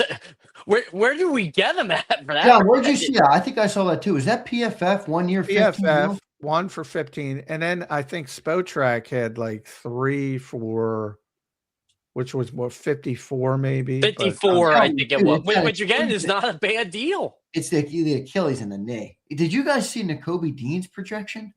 On it was huge. It was insane. It was like 3. It was more than Bond got, I think. 3 years. You know why? Because he's a really good linebacker, and Dallas needs a linebacker. So I think they're putting 2 and 2 together. PFF needs Brad back, man, because those are some shitty projections. Who was it? Well, remember when TJ Edwards got we knew TJ Edwards was a good player. We even thought that was a lot of money for him. It turned out he's living up to that contract. Yeah, he's been a really good player with Chicago. But I remember when they signed, we're like, oh man, you're the Eagles. I can see why they didn't sign him. Number, Jeff, on Phillips, because I put mine at 20 and. Evidently, my walk-away number is now 12, evidently. Yeah. I'm like, Zander, I put him at 20. I'm like, okay, that's pricey, but I'd still do it. But 15, sign me up. Yeah. But I mean, that's not even a decision for Howie Roseman. I mean, the cap is going from like 279 to 306. Yeah, is that what it landed on? 306 or well, it's like 302 to 3. It's not. This league is booming, guys. It is booming right now. It is. It really is booming. They can't. I hope they don't rest on their laurels. They got to keep. And I could argue that the product hasn't been as good. That's what I mean. And it's booming. There's no doubt the product stinks. John's been bitching about the product every day. It's a shame, guys. And Zander, I know you're a racing fan too, but I grew up in the NASCAR heyday. I thought there was no way NASCAR could mess this up, and they messed it up. I keep saying it, there's no way the NFL can mess it up, but you're seeing the signs. They could, yeah, they could. They could. I just don't. I just think people are brain dead right now, and they don't realize the football is not that great. So the official, I just got so right now they went halfway. So the projection halfway would be 302 to 306, but the projection sort of halfway that they're working with, this is Spotrac, 303.45 million. Last year was 279. It's like, and Jalen Phillips is getting 1 year for 50. That's the only edge rusher on the market at a decent age. That's a bargain. What are you kidding me? Yeah, sign me up. Look, maybe he's not getting 25 million. Maybe all that is nonsense, but 15 million. I would love to see. Somebody must have some medical information that I don't have. Yeah. I'd love to see Nakobe back. I just don't think it's going to happen. Not in 3 years. Not in 3 years and a 41 million. And you have Jahad Campbell waiting in the wings. I like Nakobe Dean though, man. I get it. You too. I don't think he's going to be back, but There's he's a guy I nothing would not to want like to about Nakobe Yeah, Dean, I would not want other than the injuries, obviously. especially with a guy like Vic Fangio, which might be leaving soon. A guy like Nakobe Dean's a guy I want in my locker room. Yep. But I get it. I'm not saying that I don't understand the business part of it. I mean, there was a time when you knew that the Eagles would never pay Nakobe Dean at all, and then they changed everything with Zach Vaughn. That's interesting too, because you built your roster now with Vic in mind, who values linebackers, and you want to go to Jim Schwartz in the Nigel Bradham days being the upside. Yeah, so ESPN, by the way, guys, ESPN did a top 50 free agents. Jalen Phillips was number 5 on the list. Yeah, I'm not surprised by that. Reed Blankenship was number 32 on the list. Yeah, he's a good player. Nakobe Dean was number 48 on the list. So Jalen Phillips is the 5th best free agent, and he's getting 1 year for $15 million. Yeah, sign me up, guys. He's getting more than that. John, you need to get like Brad Spielberger off the record. Hey, Brad, give me a real projection on it. That's a good idea. Hey, Brad, if you were working at PFF, what would be your projection? Yeah, right. Okay, don't reveal the name, although we just maybe I think the next show, John Dawn, when he comes up with contract predictions, we're all gonna know who he's right. Now, but yeah, some of those, and they just put it out there, and I can't even find it. But I know I saw it. They had him projected at 17.3 average annual value. What? That's Spotrac, right? I think that was, but that's what ESPN used. But I think they did pull, because Spotrac was what, 350 for 51? Yeah, something like that. Yeah, which is about right. I mean, Josh Sweat. This is why my walkaway number was 20. And I'm not saying Jalen Phillips isn't a great player. I do think he's a great player, but I mean, is Josh Sweat better than Phillips? Probably, right? Or right there. I would say he is. He got what? He got 18 mil from. I don't think he is, but certainly not to Vic. You don't think he's better than Phillips? No. Damn. No. I think if we're going off talent, I think Phillips is better. But and by the way, the cap is going up $25 million. That's a lot of millions. You guys remember when the cap went to $100 million? We were all losing our minds. That wasn't that long ago. What about Reed? Are they going to repay Reed? I don't think. I think he had a bad year, so I think Reed's going to be pretty easy to get back. Yeah. I like Reed. I'm not anti-Reed Blankenship. You see all the aggregators, they're going, well, he'll go to Dallas because Christian Parker's there. Like Christian Parker's running Jerry Jones's outfit. I mean, you think how much of a say do you think Christian Parker actually has on that? Oh my God. I love Christian, but I mean, let's be honest, nobody has say in Dallas. That's why Brian Schottenheimer's that coach. It's wild the way people think. Like he's going to walk into Jerry Jones. Hey, let's overpay Reed Blankenship. I mean, Jerry's probably like, who? No, Jerry. I bet you Jerry's so out of touch. He might not know who Christian Parker is yet. He's so out of touch. Oh yeah, Jerry Jones can own the Cowboys forever.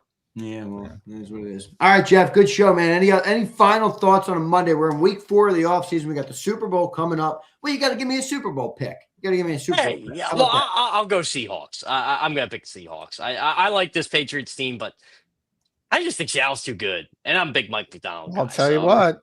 Kubiak's going to screw it all up because he's not focused. He can't concentrate. He's not focused. Picks. I'm thinking I might go contrarian this week and pick the Pats. Yeah, I don't like all these people picking the Seahawks. Yeah, you know what I'm saying? I don't mind when people go contrarian. Everybody hates them. I might go. I don't mind that. I love Rabel and I love Drake May. I mean, Drake May can't play as bad as he had this postseason. He has been brutal in this postseason. He's a young player, man. You remember, Brady won early in his career. Didn't have to do too much. Not do anything. But this is what I worry about in this game. To me, Leonard Williams and DeMarcus Lawrence are going to determine this football game, for better or worse. I've been told it's quarterback versus quarterback only, Jeff. No, I don't play that game, Jeff. The trenches are a big one. You know who's going to have a big game? You guys know. I don't need to say it. You guys know who's going to have a big Milton freaking Williams, baby. I think he will too. All out. I also think he's going to have a big game. Ernest Jones. It's a good one. I like Ernest Jones. There's a lot of players on the defense I like. It's between Devon Witherspoon. I think Jake Bobo's going to have a big game. Jake Bobo. What do you have? 2 catches all year before the touchdown? I just like saying his name. You know, he's also one of my underrated trades. Rashid Shaheed is one of my favorite players. He turned out to be a good trade for them. Yeah, he creates a lot of space. Yeah. He's a manufactured touch player. The Eagles need to get a manufactured touch player. Yeah, you know what the Eagles need to get? An Ohio State wide receiver. That's what they need to get. Yeah, Smith and Jigba's pretty good. Yeah, that dude is really good, man. All right, wait till Jeremiah Smith comes out, guys. How big do you think the Seahawks win by? You think it's a good game, or do you think it's a commanding? I hate to say it. I think it's going to be at least a 10-point game. Wow. Super Bowl MVP Sam Darnold. Oh, well, it's going to be a quarterback. They don't pick anybody else. It could be Jackson Smith and Jigba. 4 touchdowns, Super Bowl MVP Sam Darnold. Then I'll get all the idiots in the chat. Well, the supporting cast was so good. What if Milton goes back and has 2 sacks again, and he finally gets his revenge? Well, Josh Sweat, and he gets the Super Bowl MVP. Josh Sweat had the best performance in the Super Bowl last year, and he didn't win MVP. That's true. I love Milton. I'm rooting for Milton as well. I am too. I'm a Milton fan. Yeah, me too. It seems like he's, everything about Milton was good. I also like Trayvon Henderson. I like him too. I hope he has a good game. Me too. People don't understand that. Is he Ohio State? Trevion? Who's that? Yeah. Trayvon Henderson's Ohio State. Yep. They don't play him enough. They should play him more. People don't understand how he can root for people. Like I root for people. I root for. It's easy to root for players. I love doing that. That's what sports is, rooting for freaking people. I say this all the time. I say this all the time, and I cover the Phillies. I'm like, I don't think you guys get. Like, I legit root for Trey Turner to do well, and Johan Duran to do well. Like when you talk to these guys all the time, you want to see them do well. Al Bo's one of the guys I want to see do well. I've never let them take that out of it. There's a human element to all this. There's no doubt about it. All right, Jeff, good show, man. We appreciate you joining in. Make sure everybody goes and follows Jeff Kerr at Jeff Kerr PHL. Jeff, we appreciate you joining in as always, brother. It's always good talking on a Monday. Enjoy the Super Bowl, and we will talk to you hopefully if you're available next Monday, right when it wraps up. All right, I will be available, but I'll be very tired because I like to watch the Olympics, so I'll get to watch a lot. Oh, the Olympics are starting. When do they start? I don't even know. Friday. Oh, hell yeah! What's your favorite Winter Olympic sport, real quick? Oh man, I actually like. There's a lot I like. I like the snowboard cross where they race on the snowboards. That's a lot of fun. Incorrect. It's the luge. The luge is banging. Oh, I like that. No, I like skeleton more than luge because you go face first. I like them all. What's the sled? The bobsled? I like that. Bobsled. All good. You know, a lot of like racing like guys are in bobsled. Like, Sarah, you ever heard the name Jeff Bodine? No. He used to be a NASCAR driver. He's an instrumental part in the bobsled team. Yeah. So I think it's really cool how they do that. But yeah, do they still do biathlon? They do. That was the dumbest sport. Like who came up with that? We're going to go cross country ski, then stop. And then we're going to shoot at a target. What? It is an interesting. I'm intrigued by the cross country skiing because I'm a runner, but I'm like, I could never do that in a million years. Yeah, we're going to cross country ski, which is fine, but then we're going to stop and shoot some rifles, and then we're going to start skiing. The alpine downhill is really good too because I like how fast they go. Yeah, that downhill skiing's great. The Americans win at that. Americans better win. But the luge win. Shoot rifles. Americans should be winning the rifle shooting. Jeff, thank you for joining in, brother. We appreciate it as always. It's always the East Germans. East Germans win. That's good too. All right, Jeff. Good stuff, man. Thank you, brother. See you guys. All right, there's Jeff Kerr joining us right here on Birds 365. Appreciate Jeff Kerr joining today. Make sure you guys follow him at Jeff Kerr PHL. All right, John, I'm going to get into a couple other topics here to wrap up our Monday edition of the show. Obviously, the lead story on today's show is Vic Fangio and what that outlook looks like. I do wonder, John, do you think we're safe for the year on Vic Fangio? I think he will be back. If I use the percent, 80%, he'll be back. I think there's a little bit of room for him to change his mind again, because he seems to be constantly changing his mind. So why can't he change his mind again? But I know from the Eagles side, they're going to do what it takes to, another part that could complicate this is that all of a sudden Brian Flores got paid $6.5 million. So he's now the highest paid defensive coordinator. So that could be part of it too. And up Vic. Vic was the highest paid defensive coordinator, 4.5. That Whoa, exploded it. Yeah. To 6.5. So you might have to do some contract adjustment as well. Well, you want to keep the 68-year-old around for another year? You give him his $7 million or whatever he's going to need. Yeah, maybe. I would do it. You think they'll do it? I don't even know if it's an issue, but yeah, it might not be. I think they would, yeah, but I don't know if they'll have to. But hopefully he doesn't read what Brian's making. He will. He'll know what Brian's making. There's no doubt about it. So interesting stuff there with Vic Fangio. It is going to be. How much do you think that impacts? Maybe not at all. Potential free agents. Well, you got time before free agency starts, so I don't think it'll impact most guys. 90% of guys are going where they're getting the best deal. Mm-hmm. It's a business. At the end of the day. Yeah. So I don't think it'll affect it, and you still have some time as well to work things out before March 11th. So I think it'll be much clearer by March 11th. We'll see what they end up doing there for Vic Fangio and that saga. I did think it was interesting news this weekend that there was the scare. I'm surprised you didn't think that's what Adam was referring. I thought for sure that's what Adam was referring to. When I get what you're saying, Adam. I'm saying if you listen to what he said, I think it was. I don't think he was alluding to. I think that was his way of saying goodbye. Yeah, so you think you got a little lucky this week then? You think you got a little lucky this week? Because it looks like it's Adam. No, I think he wasn't. I'm not saying Adam didn't know. I'm saying I don't think he was doing it on that particular phone call. I think he said, who knows? We might be talking about. In other words, I got to get off the phone to do another type of thing. We'll see. We will find out this. I think it worked out for 97.5. That's who I think it worked out for. That's true. That's true. Good for them. Good pull for them to get Adam and to get him talking about that.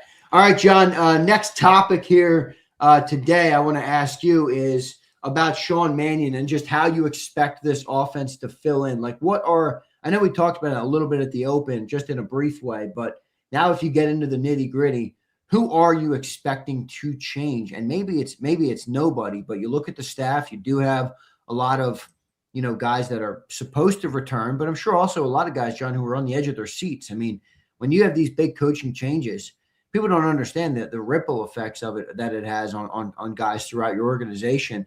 Nobody really knows. Am I back? Am I not back? They got to get it all done. I think I saw it was reported that he started meeting with guys on Friday. I don't know if you saw anything on that. He was talking. Yeah, they were meeting on Friday. Yeah, meeting on Friday with the assistants, and he and Nick are huddling and trying to decide. Like I said, they'll certainly give him somebody. And I use Kellen as an example. Kellen got 2. Now they also may be more willing to make some changes this time. So I'm gonna, if the over under is 2, I'm gonna go 3. But again, some of those guys will probably be like quality control. Yeah, right. Level. Which are a little bit less. Yeah. So who do you think it would be then? Do you think it would be, I know you mentioned Leffler in the open, but for the sake of this segment, new viewers potentially. Scott Leffler as one. Would that be one? I don't want to speak for you. Yeah, I think the most likely for different reasons, Scott would be last one in, first one out. Jeff Stoutland would be more of, I don't want to go through this again. And then Aaron Moorhead would be my outside the box candidate, just because I think they need to develop some different style of receivers, like manufactured touch guys, and some different to do some of the things they want to accomplish. So those would be my 3 potentials. I don't see them moving on from Jamal Singleton, Jason Michael. So those are the major ones. Jason Michael, I mean, Dallas Goedert just had career year touchdown. I don't think you're going to move on. But, I get how it goes. I do think one of the interesting parts of that, John, is you always point out how coaching in a way is like most things, but it's connections, it's who you know. And Sean hasn't been a coach that long. Now, I do think you're right about when you're a backup quarterback, and not even really a backup. He was more of like a third string guy. He only played 3 games, I think you mentioned, in his career. You're kind of an extension of the coaching staff. So potentially there are some relationships that were forged in that environment, but I do wonder how much that affects or impacts, who they bring in as the staff. Maybe Nick liked that, hey, I can have a little bit more say or at least, have a little bit more of my connections maybe come to the surface in the building if I go with somebody that's not as Cliff Kingsbury, who wants to change everybody, Well, I think, for all the talk about Nick doesn't do this, Nick doesn't do that, I think this has been the clearest, these are Nick's hires. So, yeah.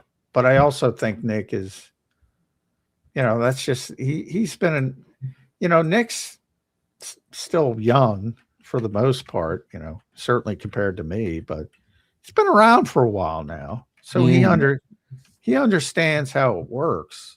I mean, he's 44 now. He's been coaching in the NFL since 2009. So it's been a long freaking time. And he knows how these things work. Usually you want some change. A lot of times you do it with guys who have expiring contracts, the assistants. Michael Clay, there was talk that he might leave because his contract was expiring, but ended up staying.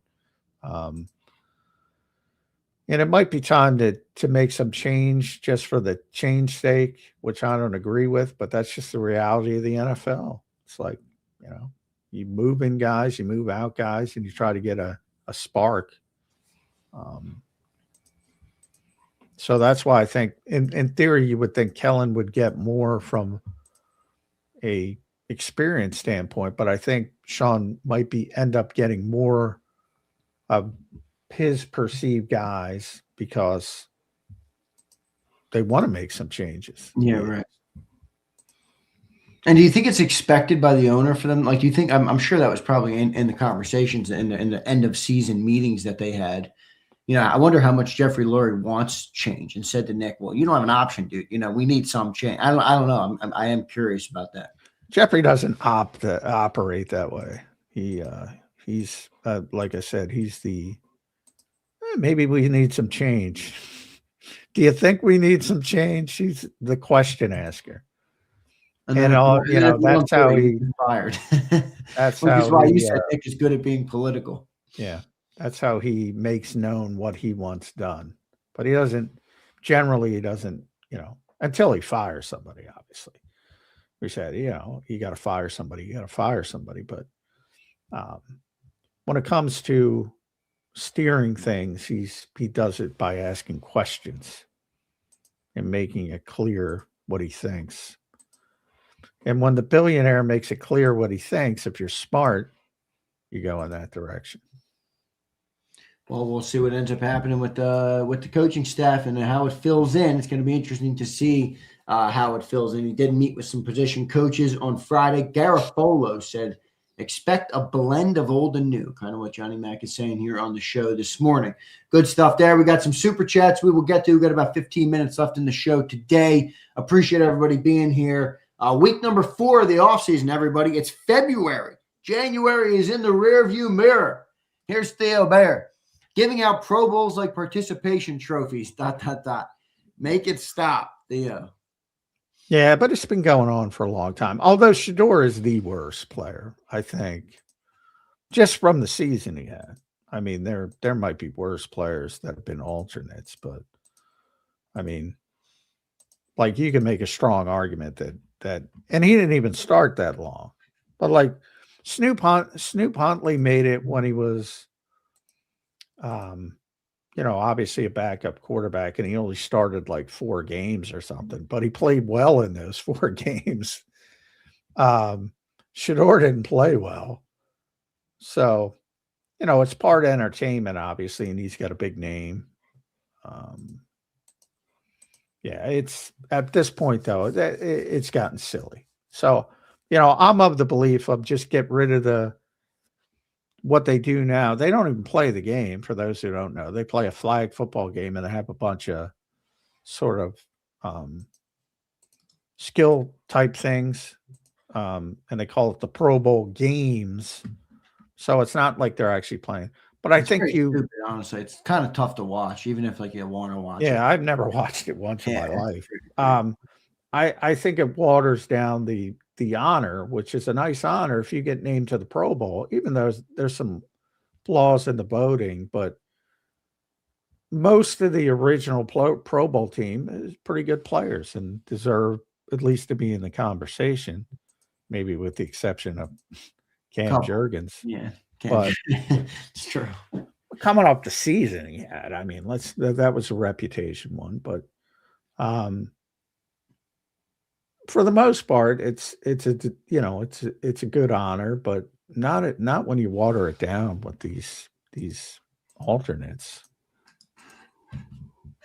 No doubt. Good stuff, Theo. Let's go to our next super chat. Brian Garner, what's up, brother? Came in a little late, he says. Thoughts on Sean Payton talking about Bo Nix's medical history? Good question. Haven't paid that much attention to it. I know he screwed up his. It was kind of weird. Bo came out and responded to it. It was before vacation. It was an interesting setup. I don't know what it sounds like, and I don't know. You can clarify, Brian. I know a lot of people get in their feels about HIPAA rules. That doesn't apply if guys allow you to talk about it, and certain players do. Like coaches are not bound by HIPAA, but if that's what you're getting at, I don't know if that's what you're getting at, but most coaches don't talk about it. Obviously, Nick Sirianni, but other than he screwed up the rehab timetable, I haven't paid much attention to it, so I can't talk that much about it because I don't really know what he said. Good stuff, Brian. Appreciate your super chat. Here's Latef. Next super chat says, health was an issue last year for the offensive line. Did anyone already have a surgery already this offseason? Good question. Week 4, has any of that taken place to your knowledge, John? Not to my knowledge. I mean, we don't get access to the players this year, so but this time of year. But some of that will start to come out at the combine if guys got, and I assume Landon certainly is going to have some surgeries, maybe multiple. I don't know if Cam is. I don't think he will be. Lane's going to be interesting. If he has to have surgery after not having surgery, that could be a big downfall. But no. Well, what would they be waiting? I'm not a medical guy. And I know you're not a doctor, but you have more information than I do. What would people be waiting for when it comes? Like, wouldn't you ideally want to get the surgery done as quick as possible so that you can get, as recovered as possible for the season? Or do you have to wait for swelling to go down? Like, well, it depends on the injury. You always have to wait. If it's an injury with swelling, you always have to wait for swelling to go down. There's different types. There's clean out, it could be a clean out with the knee. Some guys want to go on vacation. They just went through 19 games and they have plenty of time. So it could be a multitude of things. depending on injuries. And like if you tear your ACL and you have significant swelling, you have to wait for it to go down. But yeah, and if you're getting a cleanup, you can do it whenever, but you just want to make sure you're ready for off-season work. And if it's a more serious injury, training camp would be the goal. Yeah, good stuff. Let's have good question, man. Let's keep an eye on that. Alexander Harris, what's up, brother? Member for 17 months. Thanks for your question. He says, you guys probably already talked about this, but do you think the passing game coordinator is a mid-season insurance policy if the OC doesn't pan out? Harris, I appreciate the question because it's kind of what I was thinking when I asked earlier today about the setup, John. I was just like, it's a tough spot. It's a pressurized environment, and you have a rookie play caller coming in here with guys around him who aren't rookies. You already know it, John. I don't have to explain to you. How long until we have give the play calling to Josh Grizzard or give the play calling to somebody else? Week 3, I could see it coming. I go second half of week 1. Yeah, right. No, I mean, I wrote about that the day they hired Josh Grizzard, using the Frank Reich example. I've been talking about it since that day. I wrote about it that day. It's a layered insurance policy. It's not the obvious top of the run Frank Reich insurance policy, but it's an insurance policy. It's also an insurance policy so Nick doesn't have to do it, because Nick doesn't want to do it.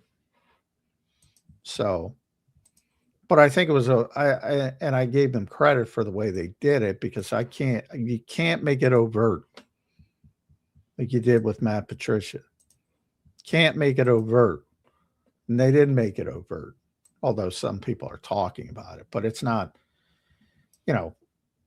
Josh Grizzard doesn't have this demonstrated history of being a top tier play caller or a head coach. No, he doesn't. Whereas but I'm telling you now, when it's convenient, people will point to those first 6 weeks and say, well, before the injuries, look at what he did in Tampa.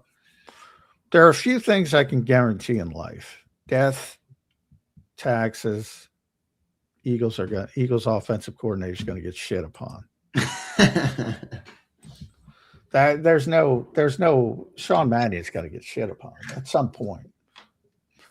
The point is, do you persevere through it and accomplish what you want to accomplish or not? That's the bigger question. He is going to get shit on. There's if there's people who think no, he's going to get shit on, and relatively early.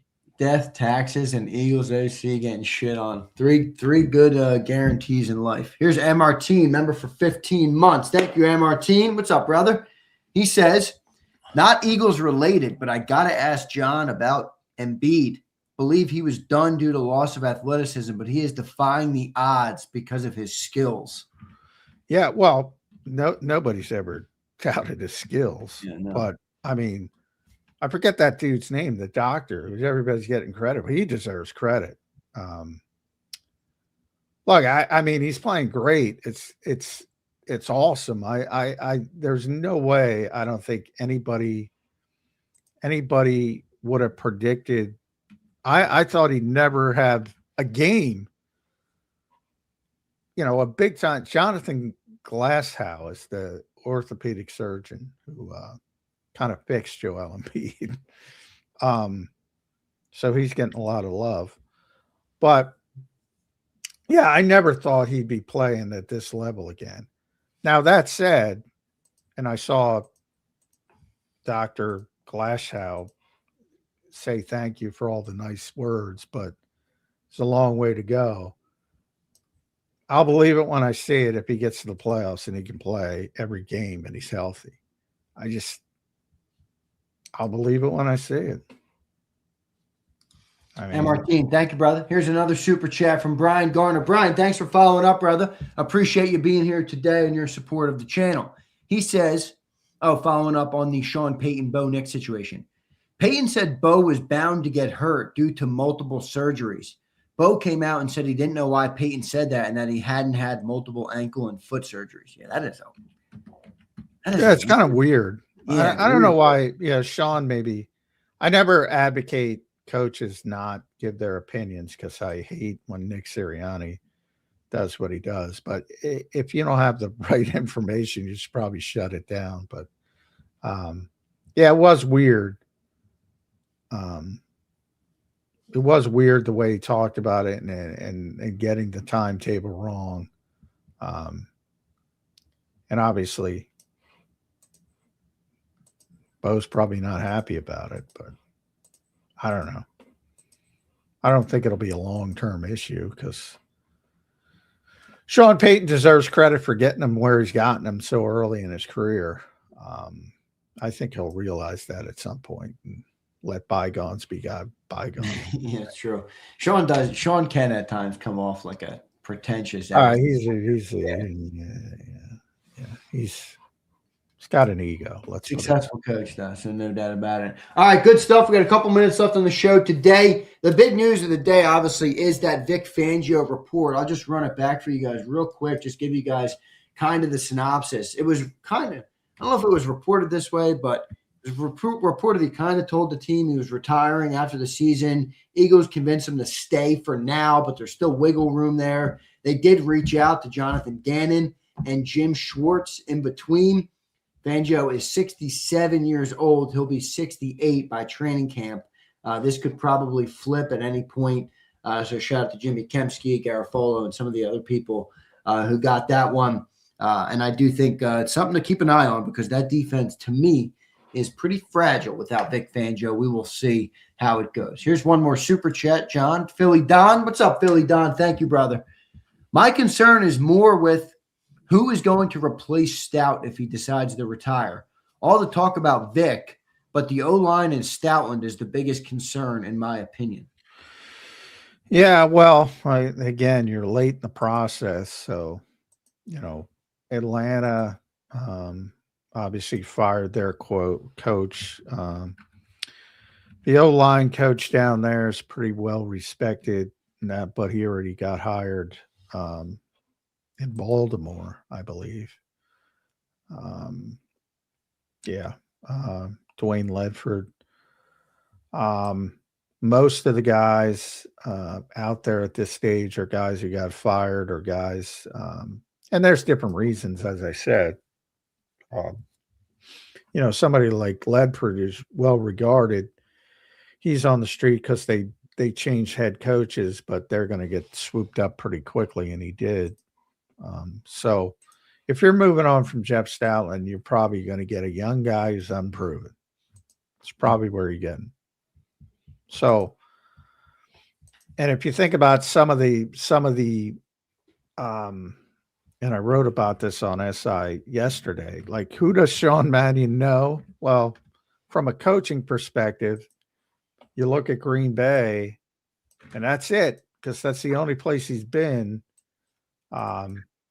So I looked at some names from like when he's playing career though. Do you agree with that? I mean, not to say it could though. Oh no, I'm sure he knows, but they're not going to be, again, he's 33 years old. So he doesn't know, he might know an established offensive line coach from being a player while somebody was an offensive line coach, but probably doesn't have a strong relationship. So Eddie Gordon was the assistant offensive line coach in Green Bay.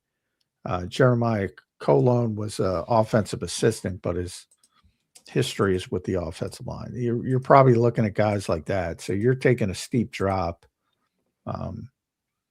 But you're taking a steep drop anyway when you move on from Jeff Stoutland. So No doubt. Philly Don, it's a good point by you, man. A lot of talk about Vic. Well, what about Stout? See, Philly Don, I'm happy you haven't fallen for the propaganda. I heard a lot of fans last week saying they were in favor of firing Stoutland so that they could land Cliff Kingsbury. I'm like, what has Cliff Kingsbury ever done for you? Then you want to fire Jeff Stoutland. Nobody complained about the running game when they were historic and when they've been one of the best running games. It's crazy. Welcome to my world, Sandra. You're starting to get, there's no basis of logic. I mean, that is just insanity. For making one of them guys. Like, I can't tell you, and I talk to these guys all the time, and I can't tell you if Sean Mannion can be a good coach. I can't. Why talk with such conviction like about Sean this? Mannion hire, and I kind of like the Sean Mannion hire. I really do. I think it's an interesting setup, but I don't think it has anything to do with the guy. I think I like him. I kind of like him. I just don't know if I like the setup for him. I know you don't. We already fought about that word today. We don't need to do that again. I don't. But why do you like him? Like I don't like him. I don't know why. I don't know him. Yeah, I don't either. I don't know why I like him. He comes across to me as, from what I've seen, from what I've heard, I like the idea of getting a young guy. I like the way he grew into coaching. I like, where he's been a part of. I like that he's a former quarterback. I like things about him. I think he could be good. But you're right. There's every chance he could be good. But I think I just get a kick out of the convicted people. It's like, well, you gotta fire Jeff Stoutland for clickbait, like you said. Welcome to my world. It's like, I wouldn't fire Jeff Stoutland for the guy they hired. That's for damn sure.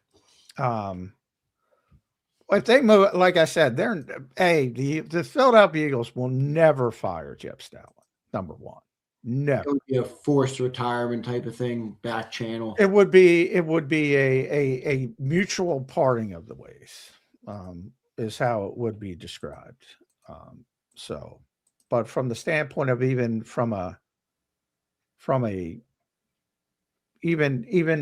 labeling it as a firing wouldn't be the case. I don't believe so. They just have too much respect for him. Yeah. All right, John, your final thoughts here on a Monday edition. Week 4 starts with a bang with the Vic Fangio talk. I do think he'll be back, which is good. Your final thoughts here today on Birds 365. Yeah, the Eagles are getting started, man. It's going to be a big off season because not only the coaching shifts, but significant as we got into a little bit, but we'll get into more when some of these coaching things get, buttoned up. A lot of personnel things to talk about, but if you get Jalen Phillips for $15 million, do it. Do it. If the predictions are correct, that's a no-brainer for the Birds. All right, John, good show today, my friend. We will talk to you tomorrow. Make sure everybody goes and follows John at JF McMullen, the #1 Eagles beat reporter out there. John, thank you, brother. We will talk to you tomorrow on a Tuesday edition of the show.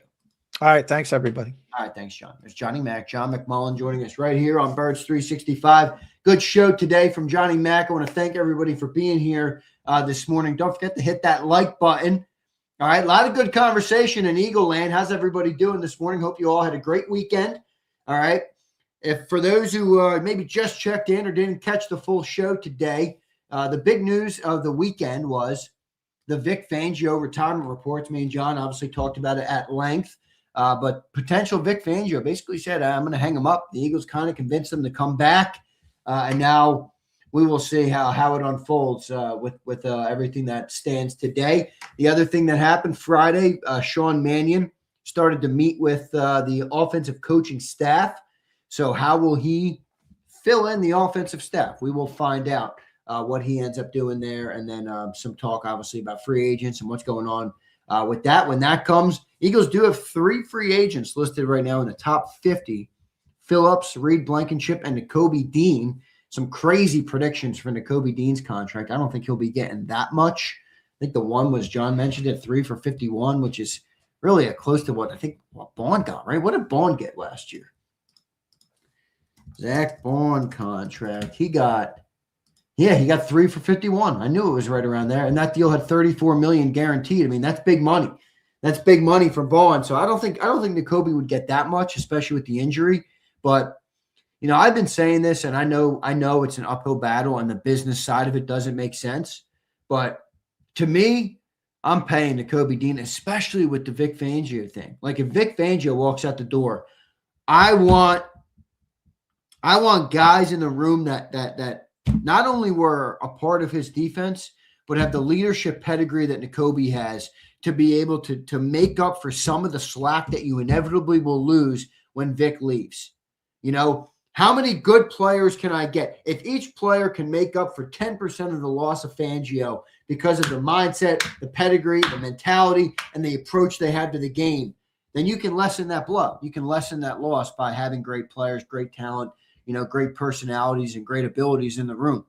Jakobi, to me, checks those boxes, but I do understand the business side of it and why it's a challenge. All right. So a lot of good conversation, though, man. A lot of good conversation about this Eagles team. I do like the Sean Mannion hire. I've seen a lot of people doom and gloom on the Sean Mannion hire. Relax. All right.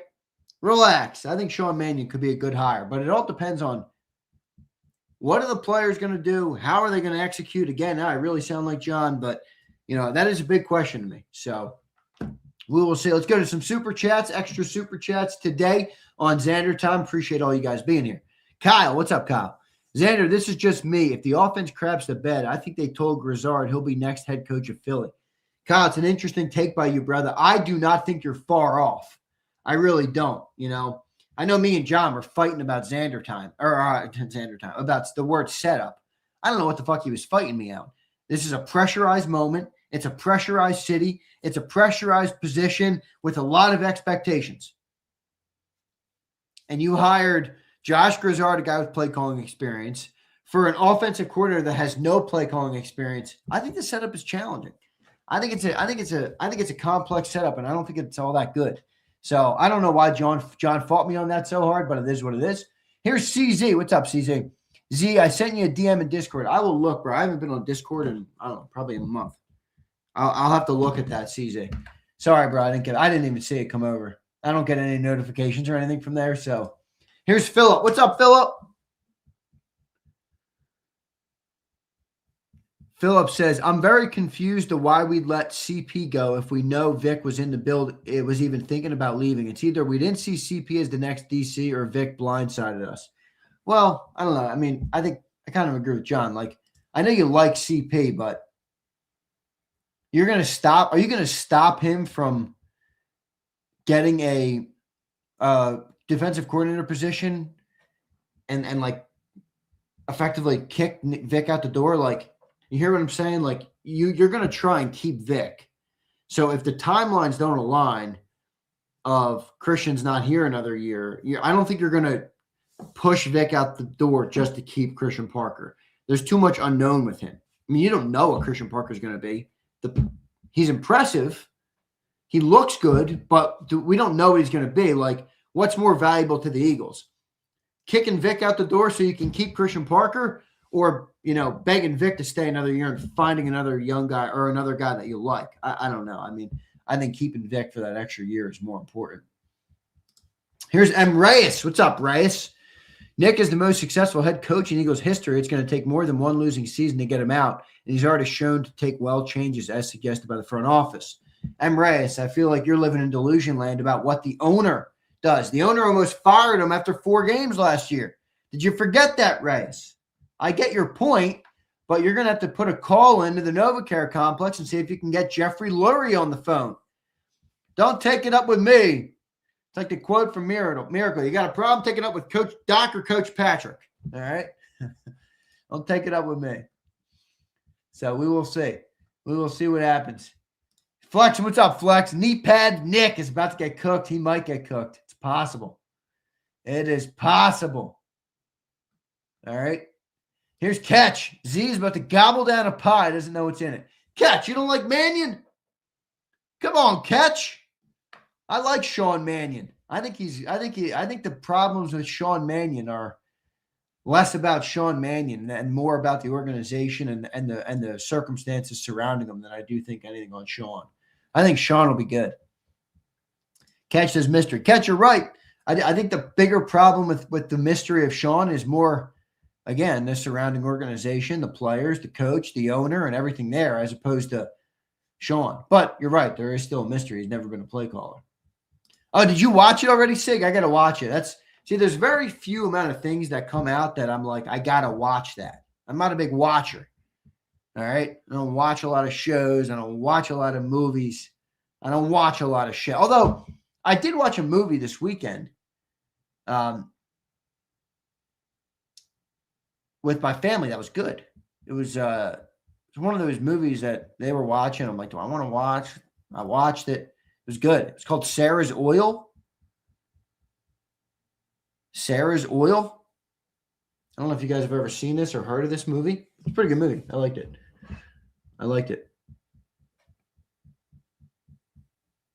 Flex, bro, same. I'm not a movie watcher.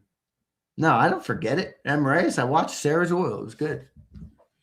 Sarah's Oil. It was good. No, it wasn't a chick flick. It was not a chick flick. It was about early 1900s. A young black girl gets given like a bunch of land from, I guess her ancestors were slaves. So she was given this 160-acre plot of land. And she believes that there's oil, which anybody who knows how the oil business works, like fighting for wells and land is like a massive thing. And like especially early 1900s, this is why oil money's so crazy in Texas. So she thinks there's oil under her land, but she's 11 years old. She doesn't understand how it works. So she's trying to get people to come and get to the oil on her land. She hires the massive oil company that comes and basically tries to snake her. They set up everything. They look at the oil. They basically tell her there's no oil there. And then they try and go through all these different ways to coerce her and get her off the land. And, they're killing kids. And it was a crazy story, but it was good. I thought it was good. Leave it to all you deified brains, you porno-brained guys in the chat. Fuck it. You guys are all weirdos. Oh, I swear, every last one of you. Get off the card! You gooners. I can't even say a movie recommendation. I can't even say the title of a movie without all you guys. Gideon, corn, and oil, and duh. Keith, it was a banging movie. It was a good-ass movie. Don't let these fucking gooners get to your head. It was a good movie. It was a good movie, Keith. A lot of good, real world shit in there. I enjoyed it. This is why holy shit. Xander, I've been in the chat for months talking about that shitty movie. Oh, that's funny. That is funny. Oh, Cat, shut your bitch ass up. You guys. I like Doctor. Me too. I like Doctor. I like real world shit. Theo, I'm a realist. I like real world shit. All right. The amount of diddlers in this chat is increasing at a number I fear I will work to not acknowledge. I do not want to acknowledge the level of gooners and suckers and oddballs that are emerging in the JAKIB chat room. All right. There will be. All right. That's about the same time period. All right. I'll check that out, Siglord. Not gay. Siglord, don't you agree? Anything made in like the last decade is like part gay in some way. I mean, whatever definition you want to use of that word, you can use. No disrespect to anybody. But yeah, I mean, stuff is soft nowadays. That's the world we live in. They don't make real shit anymore. It's all softy McSharman. Soft like Charmin. So Jay, you don't want to know. Jay, I simply tried to say a movie that I watched this weekend. Nobody in the chat apparently could handle it. All right? Nobody can handle it. Freaking tragic. This chat is tragic. All right? We started off with Xander time with some good Eagle topics. All right? We've devolved into this. We've devolved into this, which means Xander's time does not have a long run today. All right. Actually, I could set up over here, start to work on my other computer. Check it out. That's my monitor. It's blocking you guys. Now you can see me and I can work on my actual computer. This is my new setup over here. Over there is my old one. I still only use it for streaming. I got multiple computers now. I got like 3 of them. I got a laptop. I got a huge monitor. Shout out to Gary. This monitor is banging. I start to get everything set up over here. Ready to rock. Yeah, that's true, Keith. We don't want to go into that too much, but I do agree with you. All right. Fleming, you're a diddler. Mayan, you're a diddler. Keith, you seem to be the only one that might not be a diddler. Theo, you're not a Theo. Theo, you're one of my OGs in the chat. You can't be a diddler. All right, you can't be a diddler like some of these guys. Fleming, I mean, you're too old to be a diddler, and you still are. You don't even care. You just embrace it. Big Mike says, don't lump me in with those loony bins. Big Mike, I hate to break it to you, but you're lumped in, my friend. You are lumped in. So is Twiz, and Flex, and Sig, and Kakurski. How am I liking the new computer? It's a legendary. Really, really awesome, man. Expensive, but worth my investment for sure. Definitely, I've been working a lot on there. So, all right, Philip, that means you're a diddler. Brian Fleming says, I'm 40 and I'm diddling and fiddling. As long as Theo doesn't go Diddy, then we're not screwed. Philly Don, I know you're not going Diddy on me. Philly Don, don't tell me.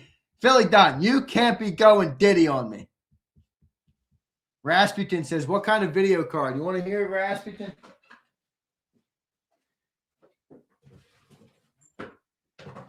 All right, we got multi-computer setup going on, Rasputin. I'll give you the rundown.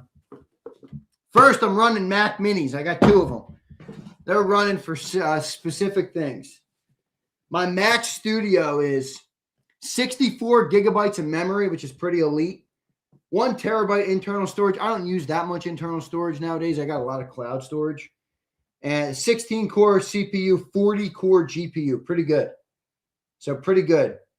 10 gigabyte Ethernet. This studio is pretty legit. 16-core CPU, 40-core GPU. I got a badass computer for sure. I should start mining Bitcoin. This thing could do it. This thing could handle it.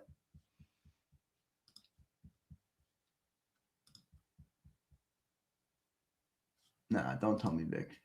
Is that right?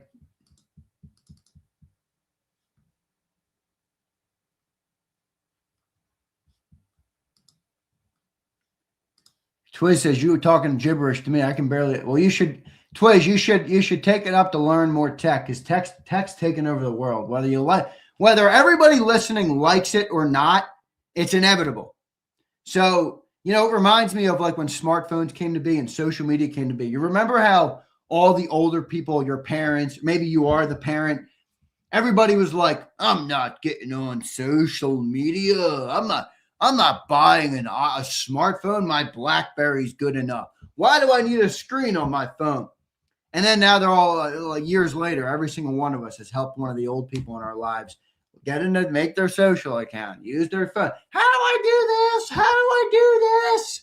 And now they're challenged in the world. All right. You can get left behind. Don't get left behind.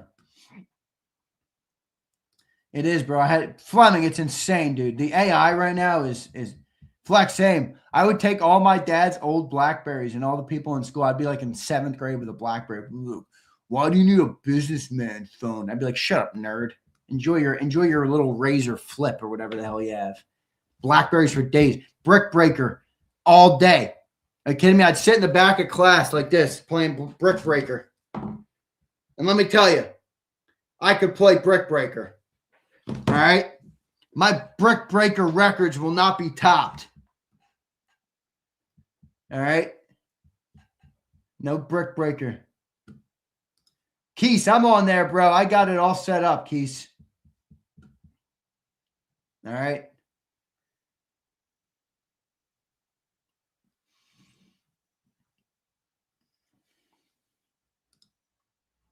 I have a Z Fold 6. Nice. I had a bunch. I had the I did have a Razor, so I know I just chirped them. What's the first one I had? The one that slides. What was the one that slid to the side and you had the keyboard? It was like almost looked like a regular basic old phone, and then you would turn it sideways, flip it up. What the frick was that thing called? Yeah, that's what I got rid of. I had that for 1 year. I'm like, I got to get rid of this. Dad, can I have your old BlackBerry? He said, sure. Classic. Yeah, the chocolate. I remember the chocolate. That's funny. Nah, it wasn't the sidekick. I don't think mine was the sidekick. I do remember the sidekick. I don't think that's what mine was. It the Motorola sidekick? Yeah, it might have been the Motorola. See, you guys had the sidekick. Mine wasn't called I remember the sidekick because my older cousins had the sidekick. So now that I'm looking at it, this was one of them. What's the other one? What's the other one?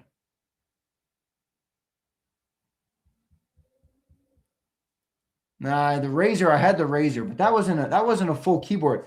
You had to use T9 on the Razor. Anybody go with T9? Anybody go with T9? I used to type with T9. I was a machine. I've always been a good typer. Now I type on my keyboard, and my fiance is like, "What the fuck? How do you type so quick?" I'm like, "Dude, I do it all day. What are you talking about?" Yeah, the Juke. I think that might have been it. The Juke. Never had T9? You never used T9? Come on, Flex. I think it might have been the Juke, dude. Old slide phones for keyboard. No, not the Cosmos, not the Intensity. The hell did I use? I don't remember. I don't remember them all.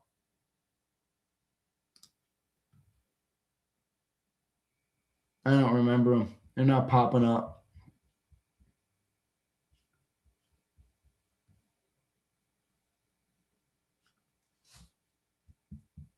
I don't remember. LG Envy, that might have been it. The Juke was indestructible. They all were, dude. I liked the Razors too because I was good at T9. You go flip it up. It's kind of a fire phone. The Razor. Oh, it's classic. Flappy Bird. I remember when Flappy Bird came out. Big Mike, funny story. When Flappy Bird first came out, I was in Clemson visiting Charlie, my best friend from high school, he was my roommate in college. I was best friends with him all through my life. Charlie, his older brother was at Clemson at the time. He was the president of a fraternity. And I remember going to Clemson in high school. And that was the first week that Flappy Bird was out. Remember when it went viral and the creator, like a couple weeks later, like deleted the game because he got so stressed around. I don't know. I forget what happened. But when it first came out, the very first week it went like viral. I was in Clemson, and all the dudes in the dorm room were like playing Flappy Bird on their phone. I remember that. Stupid. Talking games. Stupid games. People love games. I don't know why. I've never been a game guy, but I know. I'm just the geezer who doesn't like movies or TV or games. Hate games. I am not a game player. But all right, guys, I'm out of here. I appreciate all you guys. Keith, do yourself a favor and read more about that, bro. Look, Keith.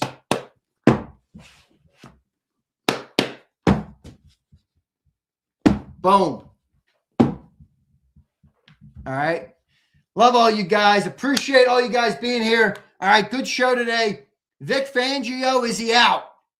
Sean Mannion, are you a stiff or are you good? We will find out. All right. Jalen Phillips, are you going to be re-signed? AJ Brown, will you be traded?